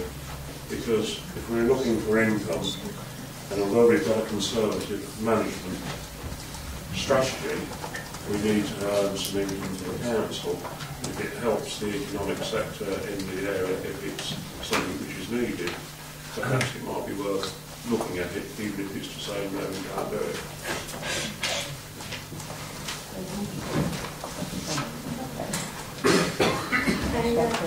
Thank you. Thank you, Madam Chairman. Really with regard to when we make our investments, and I use the word sly, which is about our security of our investments, I've forgotten what the L is called. It's not a good day. Security, liquidity of our investments and the yield that we get. So it's about where we place our money, how easily we can get our hands on it if we need it, and what sort of return we get. And with regard to the returns and everything else, whilst it's commendable in terms of that, you'll know that the Central Bank of England actually made borrowing between banks so that they could support businesses. And whilst I'm not in a position to comment on what the banks do, I do think they've come in for a bit of criticism that they haven't actually loaned that money out. What I would say is obviously that comes with a lot of risks in terms of giving that money out, because the security of that money in supporting local businesses through that, we would be subject to their exposure to what's happening in the economy. So it would be a risky strategy, but one certainly that we could look at if members wanted us. Thank you very much for that. Any other comments or questions? No, in that case, you approve the recommendation. Thank you. SG 171502, 2015-16 capital and revenue budget and medium-term financial plan. Now, at this point, before Councillor Guilford speaks, can I just say that what we're looking for here is your approval, but the discussion we will leave until item 10 on your agenda. Thank you.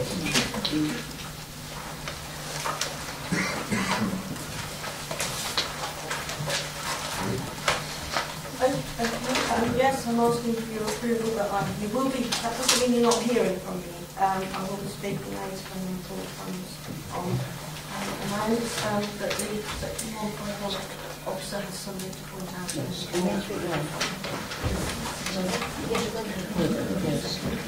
Yes.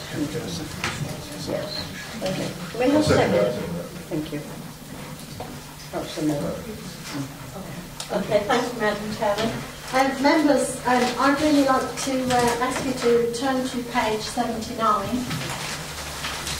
And I'm in the unenviable position of having to offer members an apology, and certainly to Councillor Randall.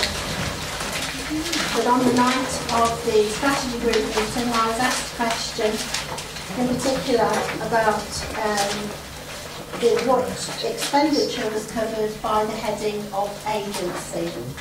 And whilst the minutes are recorded absolutely correctly, what I said was absolutely incorrect. So I wish to correct that, please, and apologise for giving the answer that I did. I told you that the costs covered by agency actually referred to housing benefit, which unfortunately was the next line down, some £16 million, whereas the question you related was the agency costs of £2.6 million. So I'd like to correct my answer and let you know that the costs covered by agency are payments that we made to third parties for delivering our services. In particular, the bulk of that is EMS and the licensing unit, and any repairs that we do to our own buildings that we pay to contractors of a revenue nature. So apologies for giving the incorrect answer. Thank you for that clarification. We move to approve the recommendation.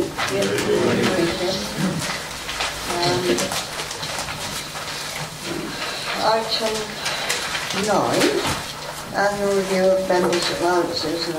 Simon is going to speak on this. Yes, thank you, Chairman.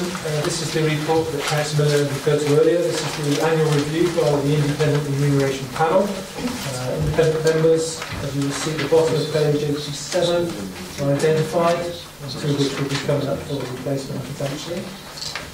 They have been deliberating by making comparison with other councils for allowances recommended for members. Basic allowances, the special responsibility allowances, dependents and carers allowances. They have representations as they invite, and we have representations from Councillor Randall and Councillor Griffin. And the members of the panel took those representations into account and come forward to you with their recommendations. And what they utilise is the, if you like, the standard formula that's been in existence ever since the panel's been in existence, which is about the East Midlands Council's formula for assessing suitable increase if that's what's to be recommended. And indeed it is to be recommended, an increase of 0.9% being recommended by the panel. They've also looked at pension, and whether members should be able to sign up to the pension scheme, and they have not recommended, as they have not recommended in all the previous years, and that recommendation is particularly binding on the authorities, and nothing can be done about that if members wish to. They've also looked at whether they wanted to make recommendations in respect of parish council allowances, but they decided not to, and that is within the regulations. So you have got the two recommendations before you, about the 0.9% increase in allowances, and that no member will be eligible to join the pension scheme. I think there's a proposal and a secretary, Chair. Thank you. So do I. Are you proposing? Thank you very much. First, Madam Chairman. Yeah, on the back of what I said earlier, actually, it's very important for people to realise that all our allowances and expenses are actually on the public record and have been for years.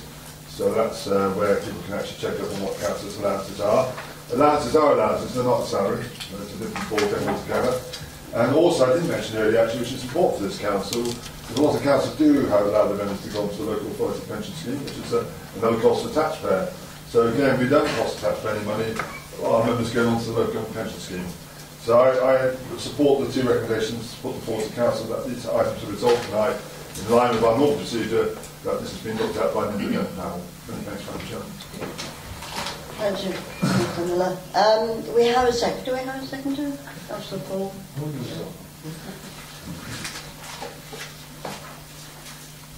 Anybody wish to speak on this?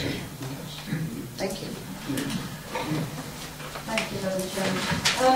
Yeah, I made, reading 6.3 on page 89, there was a paragraph there about scrutiny and improvement. To say that there were some concerns regarding the usefulness of the scrutiny function. So after reading that, I thought, well, we'll just have to up our game and prove them wrong for next year. And obviously you will see that I did bring up a point on 4.4 on the planning committee, saying, that obviously I do understand that it is, it is a 3-weekly meeting, and it takes a long time to go through those papers and do a lot of research. And obviously I did suggest that, slicing off some of the portfolio holders' allowance and spreading it amongst the planning committee. But they did say that that wasn't something they looked at. That was something that actually they were just looking at more at the increases, and that would be something for council. Thank you. Councillor Osborne. Yeah, I've got to say, I was very tempted to go along and put the case forward to planning, because having done a couple of portfolios on this council and then gone to planning one, you will see that I know that the workload is far higher than any of the portfolios. I know that being a member of planning committee is far greater than any portfolio. I see, but what stopped me was the fact that public opinion will probably not understand it and not realise it. So I didn't bother going along. But if you knew, Chairman, or if the public knew what happens behind the scenes of planning committee, and to put it bluntly, the amount of stick you get as chairman and vice chairman, besides the members, it's, if you want an easy life, belong to another committee. It's easy. But I was very tempted to go along and support the view that you're saying. Very tempted. Thank you, Councillor Osborne. Councillor Poole. Thank you, Madam Chairman. I'm a bit concerned that scrutiny are going to up their game, which implies that they're not doing a decent game already. However, the idea of planning is almost like nursing. It's a vocational. It's in your blood. Lots of people join up with planning because they thoroughly enjoy it. I, for a number of years, sat in planning meetings, happily listening to various discussions. And if you, as a member of a ward, you should be interested in the planning, you should come along and you should have your say, and you should prove to your residents that they're getting their money's worth out of you. Councillor Miller. Yes, thank you, Madam Chair. I have to come back actually, because I think it's a very dangerous game to start comparing portfolios and planning committee to any other committee. The reality is, I understand the Chairman of Planning does have a very busy role. I also understand some portfolios have a very busy role as well, and as a leader, I'm aware of the other work they do outside this council, which maybe isn't shown in meetings on this council register. So I think it's a very dangerous game for any member to suggest, especially those who haven't been a portfolio holder, even though Steve has. I'll make a note of that, because obviously his previous portfolio wasn't enough work. He's always trying to rearrange that one. But no, the reality is that you've got to be very careful about making judgments like that. I don't think it's fair to do so. Also, I think it's the point that Wendy said about the number of SRAs. The problem we have, Wendy, is we're only allowed to have a certain number of special responsibility allowances, and therefore you give 15 to the planning committee. I don't think it's many left after that. So, and we do have, without trying to, I know you, maybe when you become a portfolio holder, Wendy, that you might actually then realise what's actually involved, and there's an awful lot involved behind the scenes for those who've actually done it, and therefore I think you should be very careful not to try and judge. I've been on planning committee, I used to love it, because it actually takes decisions, and it's always interesting, there's always debate, you never know what the outcome's going to be often until it comes, and I think it's a great committee to be on. Also, scrutiny improvement, I think do an excellent job. I don't like the idea of whoever made that suggestion that scrutiny improvement needs to up the game. We have an excellent chairman who's certainly up in the game, in the scrutiny committee, scrutiny improvement. We talked about earlier on about opposition members getting allowances. One of their roles is to hold the administration to account, and that includes some of their own backbenchers, and I think they do. In fact, I know Councillor Over's been suffering ever since he got cross-examined by the scrutiny committee because he's stopped talking about it ever since. So I just say, Madam Chairman, I think we should be very careful about making judgments without knowing all the facts. Thank you much indeed, Chairman. Thank you. Councillor Chancellor. I was simply going to point out that I know of at least one portfolio holder who's also a member of the planning committee who would not agree that the amount of work in the one duty is much greater than the other. Thank you. Councillor Irving Swift. Yes, as a member of the planning committee, I have to say two things. Yes, it's every 3 weeks, but when we are successful, we love it, and you know that, Madam Chairman, because you come very often to represent us, and we are very frustrated when you lose a case. So we are loved or hated, and that is what people see in our ward. It is maybe the public face of the council with the bin. When people complain, it's about housing or bin, but the rest people don't see. And it's as onerous, because looking at the budget, it's not fun, and it's not my idea of fun. I rather look at the planning application. I find that much funnier, but I don't like to lose when I have a case. Thank you. Thank you very much. Thank you. Councillor Shepherd. Chairman, with great respect to the members of this panel, which I'm sure try to do a good job, it is absolutely none of their business to comment upon the existence and utility of one of our committees of this council. I'm astonished that they comment here upon the usefulness of a scrutiny function in a district council. Nothing to do with remuneration, nothing to do with it. What possibly the chairman of the scrutiny committee might do in next round is to make sure that his annual report is possibly more comprehensive, because clearly that's what they simply read the annual report and think that and draw this conclusion from that simple piece of paper. Yeah. It's nothing to do with that. Thank you, Councillor Shepherd. Councillor Luke. Thank you, Chairman. I'd just like to speak in support of scrutiny improvement. I think it's a very valuable committee, actually. It gives all the members a chance to do something and to provide information and to affect decisions in this council, and I think it's extreme. Councillors from other authorities write in the LGI magazine how valuable it is and how many changes they've made within even their own authority. So, yeah, I look forward to more scrutiny improvement. Thank you, Chair. Thank you very much.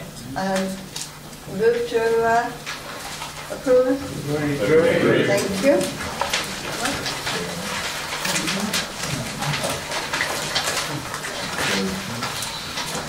Move to item 10, please. Capital and revenue budget, medium-term financial plan. McGill. You have a report before you that presents the updated and final proposed 2015-16 capital and revenue budget. This is a report that is presented each year to approve the forthcoming budget at the council tax level. We have debated robustly its strategy, its contents, and on the agenda later is the proposal for the council tax process. The report has 6 appendices, all listed under section 3.3 of the report. I don't propose to go through the tables line by line. I will take it for you to have read all the appendices. In connection with the 2015-16 revenue update, details are contained within section 4 of the report. The headline has been the government grant. Good news here in that there will be a reduced drawdown in the balanced budget, and fees and charges, of which the vast majority have been increased. Section 5 of the report details the consolidated revenue general fund budgets. The items to highlight here are: there is an increase in the net budget of 84k. The tables listed in 5.3 and 5.4 show the projected surplus and deficits over the next 5 years. It should be noted that reserves will reduce down to 14.7 million by the end of 2019-20, of which 8.36 million is reserved for anticipated costs in the future. Section 7 of the report details the revenue, budget and council tax analysis in detail, which, as the report has been circulated again prior to the meeting, I'll take it as read. The report goes on in detail in section 8 of the proposed capital programme. The indication is there will be a decrease in reserves of 10.627 million. In conclusion, there's been a thorough review of all income and spending trends. The proposed revenue budget and medium-term financial plan remains a challenging medium-term scenario in terms of delivery of some significant schemes that should generate revenue income. We heard earlier about the successful homes to rent scheme. The local government finance settlement has resulted in further significant reductions in grant funding, 15.6%. It is almost certain that future financial settlements will continue this downward trend, and the medium-term financial plan therefore includes estimates of settlement funding reduction of 10% per annum from 2016-17 onwards. Again, we've needed to be prudent. This is in line with our strategy to have less reliance on central government funding and an eventual aim of being self-sustaining. Further reductions in the funding over and above these already incorporated in the medium-term finance plan would result in increased deficits going forward, with the consequential deterioration in revenue reserves. In particular, the future of the new earners bonus scheme is inevitably uncertain, and changes to it could have a material adverse effect on the council finances. The achievability of a sustainable medium-term financial plan will require constant monitoring to assess the assumptions made following continued fast change. While services have felt little or no change, it is unlikely that this position could be sustained if further cuts were to be experienced. This may involve an examination of savings previously not considered appropriate to be looked at again. I am proud to be standing here presenting this rather than other councils up and down the country who are looking to cut services on the front line to balance their medium-term financial plan. In the county.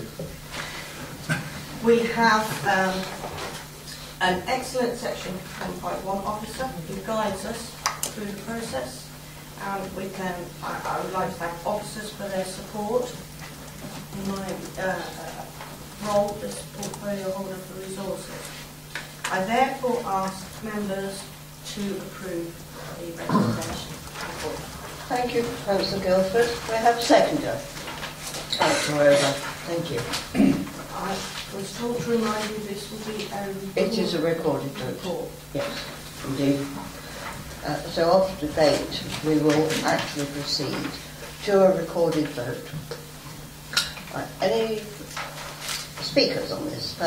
Councillor Randall. There was just a few things I just wanted to clarify, if that's okay. Just on page 103, down towards the bottom of the page, it's Daventry special expenses. Could you just tell me what that is for? Because first of all, I thought it might be the Daventry Town Council preset, but they don't match, so I thought it can't be that then.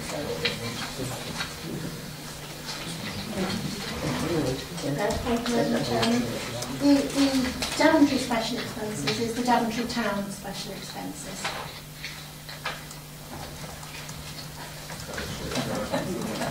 Right, okay, so is that everything that's inside this report somewhere else? So it would be like the home costs, all those sort of things, do you mean? If you turn to,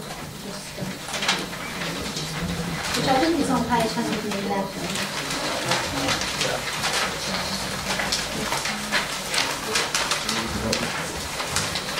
Right, I see, right. I'm hoping you'll see there the 340,000. That's the Okay, can I just come back on one question? You know that in the strategy that I asked you about public conveniences, this one has really been bugging me.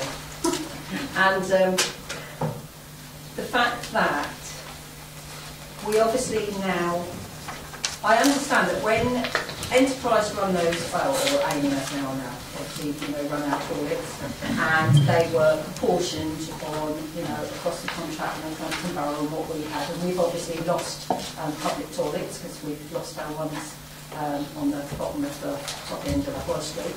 And I still could not understand how the toilets have increased. I can understand it if we had a cleaner that was in there nearly every day, all through the day.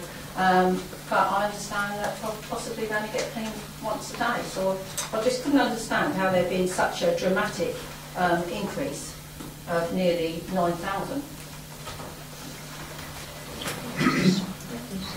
Mr. Chairman, if I may, if you have a look at the line below that as well, where it says open spaces and recreation grounds, you'll notice that the costs have gone down. All of those services, that the majority of which are supplied by Amy, and as well as Amy doing the work, the management team then manage various areas of those contracts. Depending on where they put the emphasis of their time, it can often shift amounts around, so that overall it hasn't gone up apart from the usual RPI increases, but where officers spend their time in terms of overheads can actually sometimes shift costs, even though overall, and if you have a look at both of those, overall it's only gone up marginally. Thank you. I've got another question, but that's not Well, I have got yours. Okay. Councillor Patrick.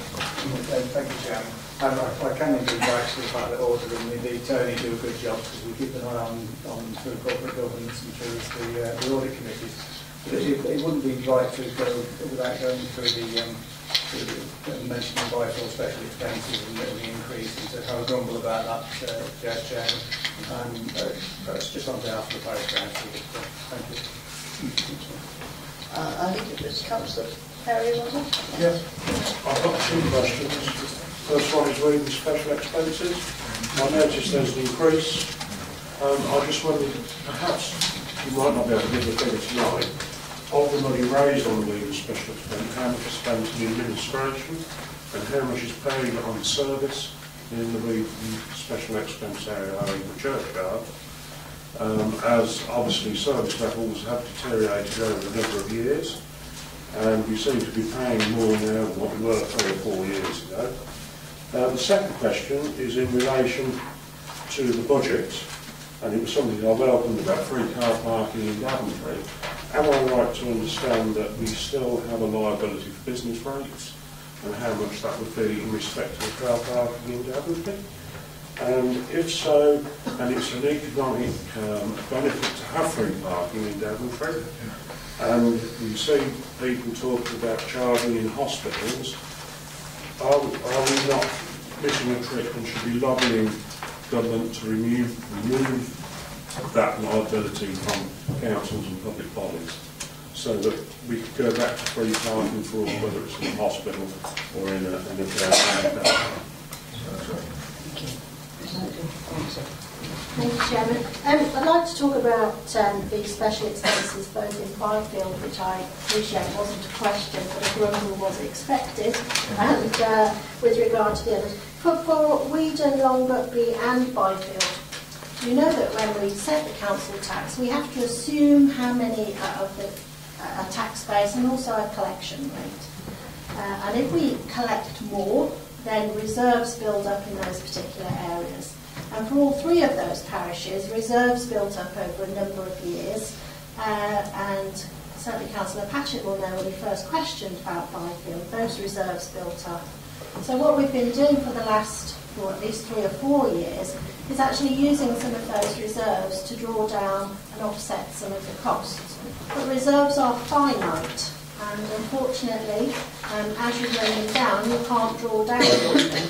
So whilst it looks here like the costs have gone up, the costs have actually increased marginally. It's the amount of drawdown that we're able to put into that is decreasing. So I'm afraid those special expenses are going to see an increase over and above what you would normally expect to see for the next couple of years until it evens out and those reserves are depleted. The way that those reserves can build up again, of course, is if we collect more council tax in those areas, or if you get lots of house building going on, or people's circumstances change, which, as you know, is what determines the tax base now. So unfortunately, you can see a lot of changes in the charges, even though the costs may not have changed at all. I hope that answers the question. Sorry, I forget your question. I actually asked the question on how much the breakdown of the special expenses was down to administration, because the district council has a duty to charge for its administration purposes, and how much goes on services where the service level has declined in the churchyards. And in respect to that, I appreciate that it varies and there's different expenditure each year, but one of the points and one of the grumbles in respect of Weedon, we have some listed tunes in the churchyard.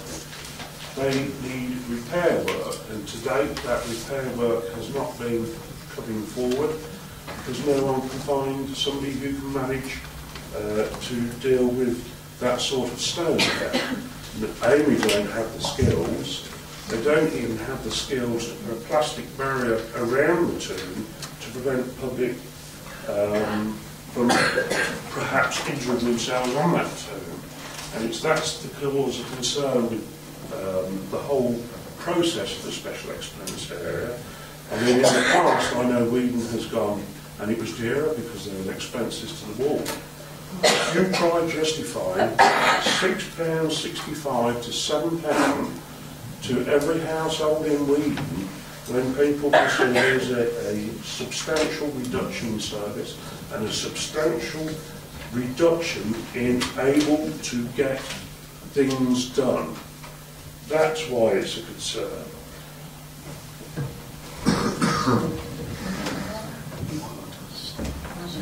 With regard to the question of how much more is put in there for administration, I'd like to draw members' attention to page 108. The majority of the services covered by special expenses are delivered by the business team. And the direct costs in there, I would draw your attention to sort of 3/4 of the way down. You'll be able to see the special expenses. And you'll notice that the direct costs, and compared to the costs that end up on page 111, there's about a £223 difference, which is for the corporate and democratic court costs on top.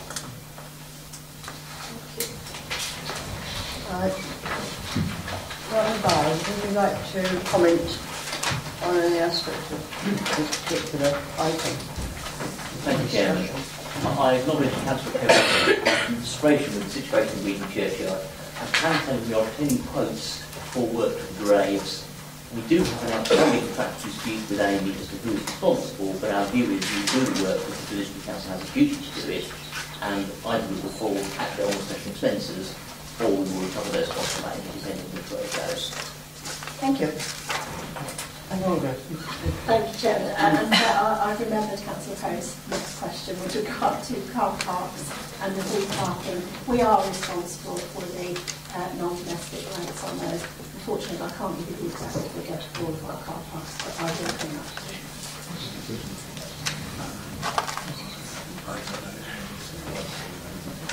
Councillor Shepherd? The moment is passed. Yeah.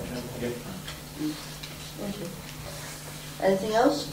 No. In that case, we need to move to the recorded vote. And what we shall do is I'll call everybody's name, who's here anyway, in alphabetical order, and then if you'll speak up loud and clear so we can hear. We'll begin with Richard Ashford. Accept the report, Chairman. Thank you. Councillor Barrett. Accept. Councillor Campbell. Councillor Carr. Accept. Councillor Carter. Accept. Councillor Trotter. I accept. Councillor Connors. I accept. Councillor Cribbin. Accept. Councillor Diallo, Vernon. Accepted. Councillor Frenchman. Accept. Councillor Guildford. Councillor Griffin. Accept. Councillor Hills. Accept. Councillor Howard. Accept. Councillor Irving Swift. Accept.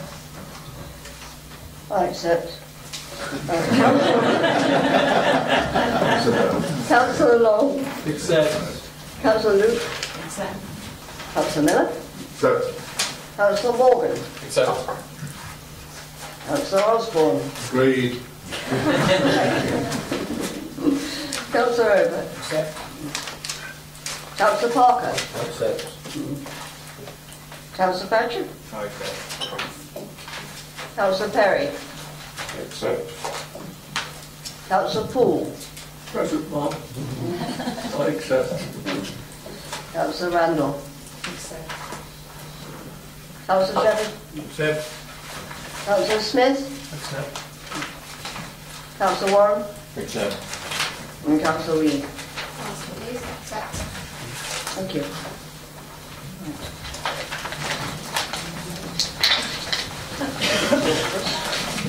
We move on to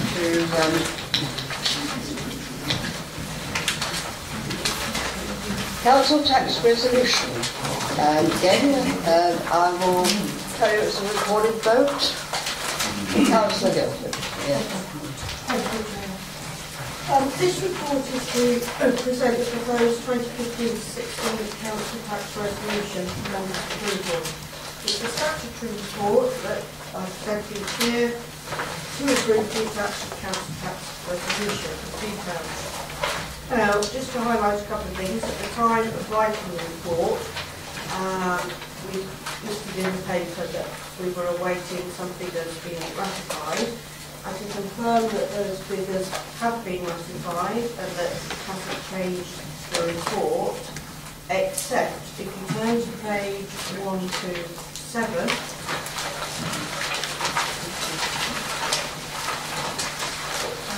where it lists the bands A to H. Okay, are we all there? And all I will say here is roundings, and the figures have changed from what we were given. Therefore, plan B that says £831.45 will become £831.46. F will become £1,544.14, proposed 13, and H £2,134 opposed to 3. Have I got that correct?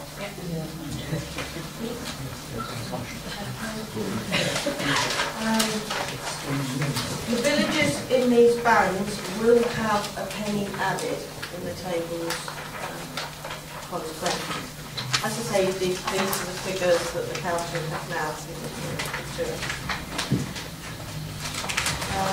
So therefore, I ask for this recommendation. Can I have a seconder before I ask our finance officer for his application? You wanted to? I did, thank you, Chair. I realise I haven't got a question, but you'll realise from earlier in the evening, I have to apologise when I've done something wrong. When Councillor Guildford talks about the information that you were given, she doesn't mean from me, she means the information that I was given by the County Council.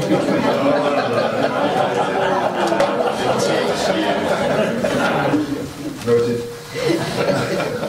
Right, Councillor Irving Swift, you wish to Yes, speak? I can corroborate because they made that mistake and at full council they had to apologise. Thank you. I've gone to council. Thank you very much. Then will you wish to speak? Councillor Poole. Yes, just a brief comment with regard to the police commissioners part there. I think we've been very prudent. He's been quite innovative in his way forward. Thank goodness we don't have the police and crime commissioner for the Bedford area.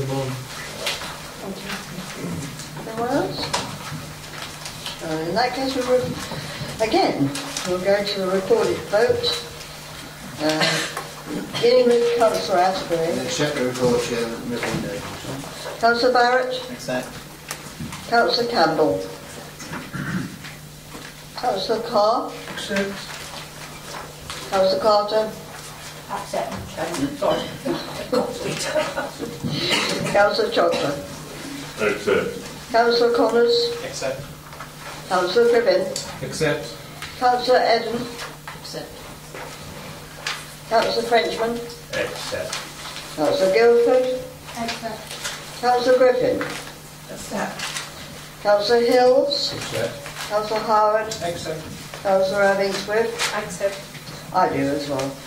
Councillor Long. Accept. Councillor Luke. Accept. Councillor Miller. Accept. Councillor Morgan. Accept. Councillor Osborne. Agree. Thank you.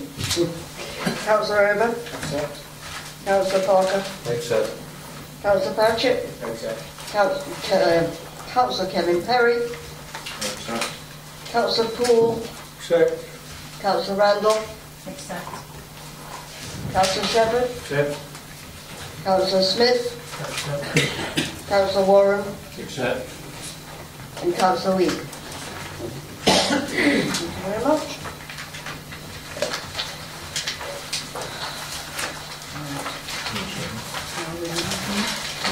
We now move on to another financial matter, and that is the pay policy statement 2015-16. Councillor Griffin.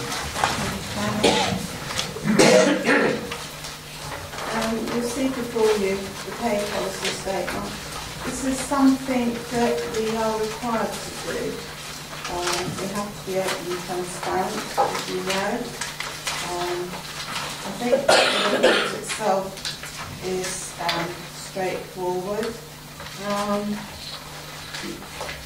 Anyway, open to questions. Thank you. The seconder. Thank you, Councillor Miller. Anybody wish to say anything? No? In that case, are you in favour of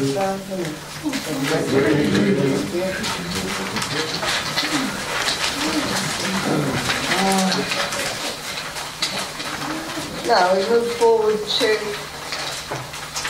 the schedule of council and committee meetings and training sessions 2015-18. There are two changes on this, just to bring your attention to them.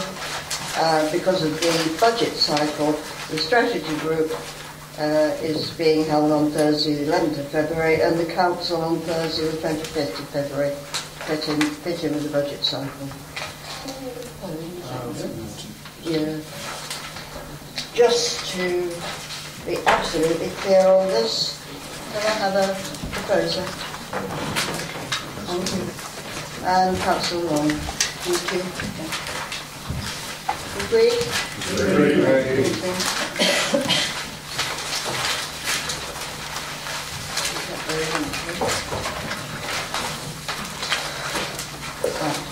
We move now to the item Daventry Special Academy. And I'm up to the Councillor River. Yes, Madam Chair, it is indeed myself. Perhaps I might start by saying there are two reports which deal with educational matters. We are to consider Daventry Special Academy, which is C260215, I think 7 on page 149, and the Northampton College, Daventry, the new campus proposals on C260215-8. Both reports deal with provision and funding of new educational facilities in the town, and due to the close proximity of the general election and certain outcomes and also a further period, it has been necessary to bypass strategy group and bring these important matters directly to council. Both proposals will be put at risk due to political or financial authority. Received from the reports, the local press and the media, education in Daventry has been a hot potato and not without justification. These reports are not planning applications, but deal with the sale of land and the forward funding arrangements which allow these two important projects to move forward and without delay, for which your approval and advice is sought. Northampton College have made it clear any unnecessary delay could lead to the current facility could in fact ultimately lead to closure. If I now go back to the first report, which is the 260215/7, the Daventry Special Academy, we hear the purpose of the report is to seek the approval for the disposal of land for the purpose of the Daventry Special Academy. This in actual fact will provide an academy which will cater for 14 to 18-year-olds with profound multiple learning difficulties, severe learning difficulties and autistic spectrum disorders. It would have, as I said, 175 spaces. The school is promoted by the Trust Education for Excellence, and I think quite clearly that this is something that we would want to go forward. And it sits on a site which lies just below the University Technical College. You'll see that on page 150/42, the site areas that is illustrated. This would be consistent with Daventry Town Centre vision, of which this was seen as being the educational quarter, and it is a reasonable distance from the town centre, and really I would think it's in exactly the right position for such a facility, which is designed to serve not only Daventry, but of course our community and the district, and the area as a whole. I could take you, as it were, blow by blow through this report. You can see what the advice is. The council shall dispose of the freehold site for the Daventry Special Academy as identified for a sum of £750,000. The council on two shall release from the earmarked reserves for the purpose of primary education more than £450,000, which brings a total of £1.2 million. If you want to question on any of these particular issues, the officers here, this is an excellent report, I think, by, once again, our business manager, Simon Barr, which I'm grateful for. Madam Chairman, it's up to you to see if any questions should come through, but I was hoping that the council would be happy to endorse the advice. Thank you. Thank you. Ms. Haggleder? Councillor. Thank you, Madam Chairman. No wish to speak specifically. I think Councillor Overall has covered all the issues, but I think we do all recognise it's a particular issue in the town, education. This obviously supports the educational facilities and is, I know it's on a planning application, Councillor, but it's in the right place and it all connects that area, and I think it will be very beneficial to the parents in the community, particularly with children sensitive issues. Thank you. Thank you, Councillor Morgan. Are there any Councillor? Thank you, Madam Chairman. Yeah, I've heard two people say that yes, it is in the right place, but I suppose we're not here to discuss whether actually that is in the right place for what it is. I believe that it really is not in the right place, especially when all the development work starts.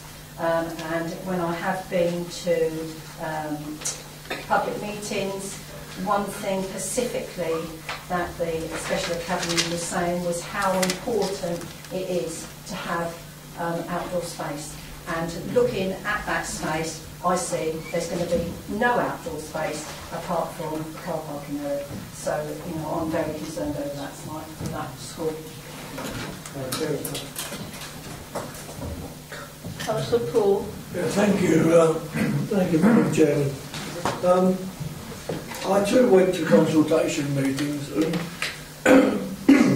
excuse me, the clear message was the integration of those pupils, students, those in need, with the town centre, to bring them through in work programmes, to teach them not to be afraid of town centres, and also to teach them how to shop and to be part of a community. This indeed certainly fits the bill. There is a substantial amount of land. We're only talking about 157, is it 157 students or thereabouts. But I think the needs for the open space that they require is more than satisfied in this area. Bearing in mind, as my colleague has already said, some 2004, I think it was, with the master plan, this was going to go ahead as an education quarter. The UTC has set a benchmark. This one will set another benchmark for the local LEAs to wake up and improve our secondary schools. Thank you, Councillor Poole. I think you wanted to come back, Councillor Rivers. Well, I think my colleague Colin Paul has made the point. I think in actual fact that there is adequate, more than adequate space there. It sits on a site that is correctly located for such a facility, and I would ask in actual fact this board in actual fact to approve that.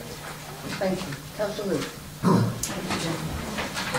Well, my concern is, and it's up to the establishment itself to decide whether it's close to the town or not, but in my opinion it isn't, and it's a very unsociable comment from that to the town. And I'm sure they said when they first offered this space that it was not close enough to the town for them. Where they intended to go out, I do not know, because if the college had gone on that side, they would have been able to have it, so where would they have gone then? And yet it's been floating around for over 12 months now that we're going to have this establishment as well as the college, but there didn't seem to be enough space to fit them both. So, you know, I don't think we've had a transparent sort of discussion on this issue, but now they've accepted this space, but I do think it's not very good for their children to get into the town from there, needing to be on flat ground, much closer to the town. Thank you, Chair. Thank you, Councillor Campbell. Thank you, Chair. Yes, I understand very much the pressure, the timing pressure with the general election coming in pre-PODA, but I regret the fact that it has made us have to debate this very quickly. I think Councillor Luke is right to question that to some extent, but I do understand why. I know when the UTC was being developed, there was obviously a feasibility study to look at I'm not sure of the phrase, to look at the impact of the building of the UTC on other secondary schools in town. And I think it found that there would probably be a negative impact on William Parker as it was then.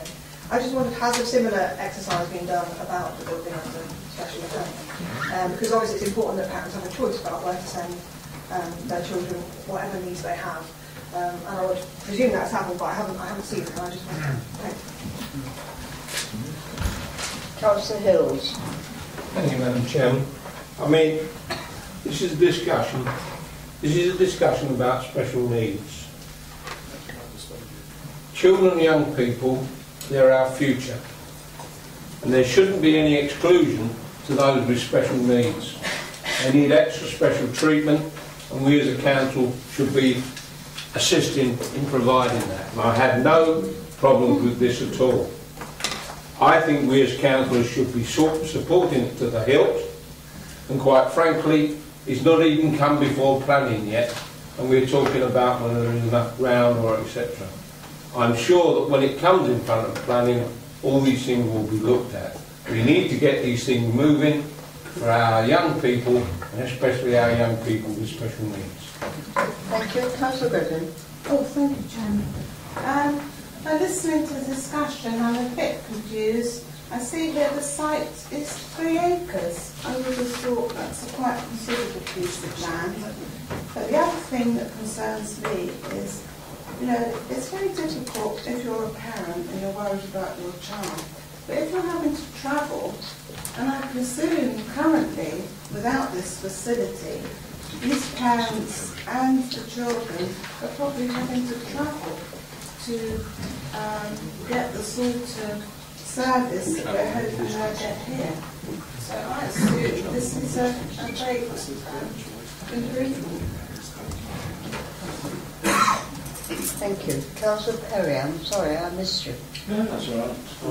I know I've lost a little bit of weight. Probably I still can't see. One thing I will say, when we started many years back on the town centre division and the growth of Daventry and thing, this was one of the things which excited me more than anything. The educational facility, not because I'm really interested in education. I must declare an interest because I'm an old boy of the old Grange School, as it was. And it was the biggest mistake which was ever made when it was turned into a tertiary college. Now, we've come to here, the timing is important, the money's in place, and in an ideal world, the council will have a spare 3 or 4 acres of land slap bang in the middle of the town centre. It doesn't. It's got to work with what it's got. It's trying to put something which has failed the community at large and the district at large over 20 years or more, and try to put it right. And if there's anything which comes out of the town centre vision, this is the most important because it's the district's future. I think it's a bit remiss to say, oh, it's not quite near the town centre. There isn't many other sites available. I think it's the wrong place to talk about it as planning merits. It can stand and fall at the planning merit. And hopefully if members who are on planning committee have spoken tonight, they'll remember that when they come to look at it afresh on the planning meeting. Because I do think what we've got the best of what the council could do. It should never have closed in the first place. And the only thing which I never thought I'd ever see, and I worked for many years with Councillor Upton, is that she finally admitted they got it wrong. Because I was there at the time when every resident or mother and father in Weedon certainly hounded it because they knew it was wrong. It's proved to be wrong. And I'll say, you know, for one thing, James had the grace to say, yes, we got it wrong. And we're on a new dawn now, and hopefully we can make up something we've lost over the last 20 years.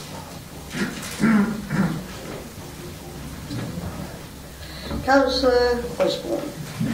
Chairman, just to make sure the council is aware, we should, when we look at it in planning, we should be looking at all aspects of it. So anybody has any problems with it, that is the time to bring the problems up. And if they have planning reasons to make proposals, whatever, that's the time for a proper discussion. This is a different kind of discussion. We're talking about principles of doing things. When it comes to planning, that's your time to talk about the problems that you foresee. Thank you very much.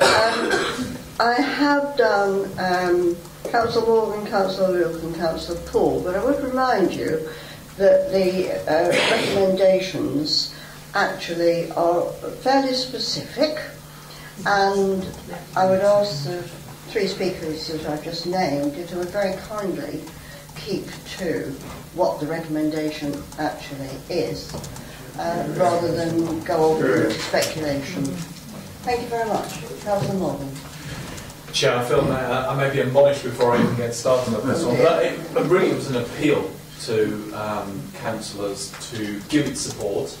And a bit of a mea culpa, I was in the country park last September with my son Finbar before he started Braunston School, and complaining about the strange scheduling throughout September. And as we fed the ducks, this sounds like a Councillor Paul story, I do apologise, a lady severely reprimanded me for saying, well, you're very lucky because I have to take my son to Western Fable every day because he has special needs. And this really plays into what Councillor Griffin was saying. And I felt thoroughly ashamed of myself for complaining about this situation and felt very sorry for him under the circumstances. And we discussed her needs of that situation. And it put me very in mind of this and being in support of this, which is why I've seconded. Hopefully other councillors will give it equal support for our community. Thank you, Chair. Thank you very much. Councillor Luke. Thank you, Chair. Just a comment really. Right, it's all right for the people in our town to go there, and that's very good. But it is for Daventry and surrounding areas, and some will still have to travel. And you know, so you move down on one side and move on another. It's a bit of a move. Thank you, Madam Chairman. I'll just make one comment that, you know, this is about the disposal of a piece of land. My colleague has already mentioned the planning aspects. It has been said that the town centre, you know, it's difficult to get to the town centre. But if I go back to the original master plan, the town centre is actually moving towards this site, man.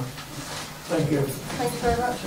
I'm not going to take anybody else. I'm going to ask Councillor Ober if you would just sum up. I refer also to Councillor Campbell's question. Can I just say that my colleague Paul has made the point quite clear. This is to do about the disposal of land for a very sound and good purpose, and therefore I'm asking that the security and actually that you accept the members here, accept the advice and approve the advice. Thank you. We'll move then to your decision on this. Agreed. Thank you. We'll move on to college. Councillor Ober. I'm not exactly certain as if I actually wanted to finish my last but I'll do my very best. Once again, we have, as I've already pointed out in my opening statement, in actual fact, we visited educational matters. And the purpose of this report, in actual fact, is to deal with Northampton College, Daventry, and the new campus. I suspect this is going to be a little bit more contentious because there are several viewpoints about how and why this land and the this land could be used. But the purpose of the report is to, once again, is to seek approval for forward funding agreements to support the new campus for Northampton College and Daventry. Once again, I have to repeat, which others have also said, this is not at this stage a planning application, albeit it may have planning in the future, or planning and revision may be considering. You see in actual fact the result of the advice of the council should enter into a forward funding arrangement with Northampton College, and that is detailed within the report. And if not necessary, Northampton County Council for up to £2.9 million in the terms set out in the report.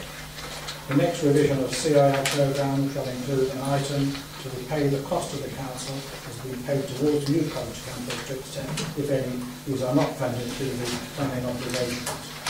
You see the site before you, which is on page 156. There's a talk here, of course, of demolishing the existing buildings on the site and putting in place an actual buildings that are considered to be modern, state-of-the-art and energy efficient. The college make the point that if they continue to operate within these buildings, which they believe are satisfactory, the energy costs of the building are not fit for purpose, and inevitably they believe that this may well actually bring forward an untimely closure.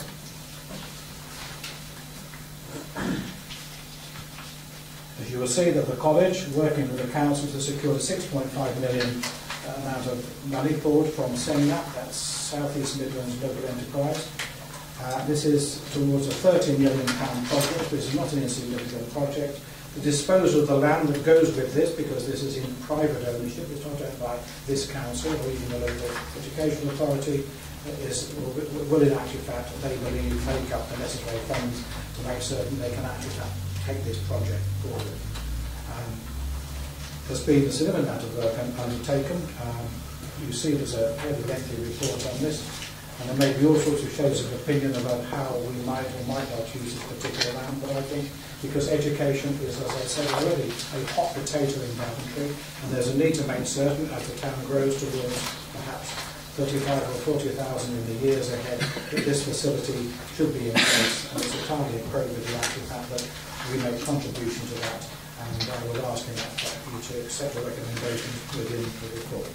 Happy to ask any questions. In the event of I can't, I commend the report which has been made by over there. Time carries and actually in terms of detail, I will actually move out tonight. Thank you very much. Thank you, Councillor Owens. Do we have a seconder? Councillor Miller. Yes, thank you, Madam Chairman. I just want to say that I think it's important for members to understand that the college decided where the site was going to go and the new building is going to go, but also, if you've seen the Northampton College building in Northampton, it's a fantastic facility there, and I think the students in Daventry deserve a good facility as well. We must remember that £6.5 million has come from government funding. And what would be the message to government if we didn't actually make use of that funding for this purpose, which has been hard fought, hard won, and therefore I hope members will support this proposal. Thank you, Madam Chairman. Any speakers? Councillor Randall. Thank you, Madam Chairman. I think, obviously there is going to be a lot of controversy over this site, but that's not what we're here to discuss. How I understand this, or I would just like some clarification on this one, is if we, go in with the college, releasing this money early, what it will mean is that if it does get approved in outline application stage, that the college will be built. And sometimes you see these out and they could just run off. Where I see this, that if we get into this, the college will be built. And also, my understanding is that it would probably be built before the existing one would be demolished. I'm going to ask our Chief Executive to reply to that. I think the two points are obviously linked. We will not be releasing any of our money, certainly, if we members here this evening decide to put money into that college building. It is profiled, so in other words, the spend will come first using separate money and then using to allow money, and then when the college is able to sell part of the site, they'll use their money to finish the building. The whole purpose of this report really is to keep this process moving, because they have until September next year to have a fully functioning and open building, and therefore if they can't get the whole funding stream put together very early in the process, the longer that takes, the more jeopardy the final date is in. So I think we will not be putting any of our money at risk until we are certain that college is going to be built. Councillor Luke? It seems as though the college is one part of the development and the houses are the rest. Actually, the houses have to work for the college to be built, because 6.5 million is coming from the land sale for the housing. So it seems that you're saying that the college will be built whether the houses are built or not. Just explain, Chris. No, the trigger of this will be in actual fact the £6.5 million that's come from Semnep in actual fact enables us to go forward. But because the development on the site in actual fact is a substantial part of the whole, then the income derived from planning permission that will allow this will in actual fact make certain that the funding is in place, and therefore does not put at risk in actual fact Daventry's contribution in terms of this work of this site forward. Actually, they do need 6.5 million because they've got a match fund, haven't they? No. They have the match fund. And the person from the university was at the site when I visited for the public to look around. It said if their housing didn't work, they'd have to go back to stage one and start again. He seemed to think that it did depend upon the housing working and the sale of the land. Just like this council, the college have taken a very prudent view as to how much that land is worth, and linked to the there'll be two applications basically. One will deal with the college, one will deal with the surrounding land. If they cannot see get themselves in a position where they have planning concerns for their houses, you're absolutely right, because that is part of the match funding, but it's not 6.5 million, because 2.9 million of the 6.5 million that's still to be found is from the value of the land, not the whole 6.5 million. Any other speakers? Oh, thank you. Thank you, Madam Chairman. I'd just like to say I think it's actually just as exciting project as the previous one that was mentioned, and I'll tell you the reason why is when you do a survey, which I've done, of the census report that came out in 2011, we have a great need in Daventry for children who, often you find people have left school with very little qualification. So I think this is absolutely a vital part of that project, and if you're going to renovate one area and you leave anything else behind, which you could easily do here, you really could lose out in the long term. And that's why I think it's really, really vital for the future of Daventry. Just looking at the project as it is, that's the reason why I'm fully supporting it. Thank you. We'll move then to the vote on it.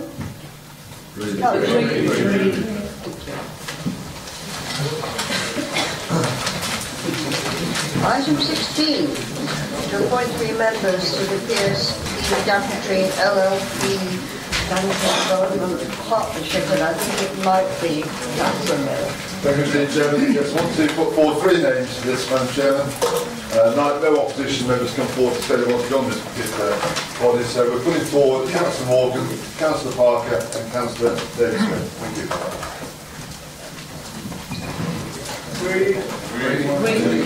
I've got a second.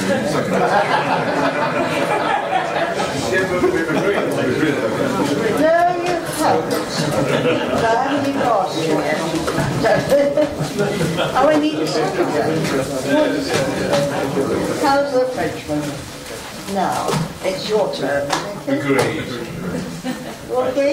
Agree. Thank you. Is there any urgent business? No urgent business. I declare the meeting closed. Thank you very much.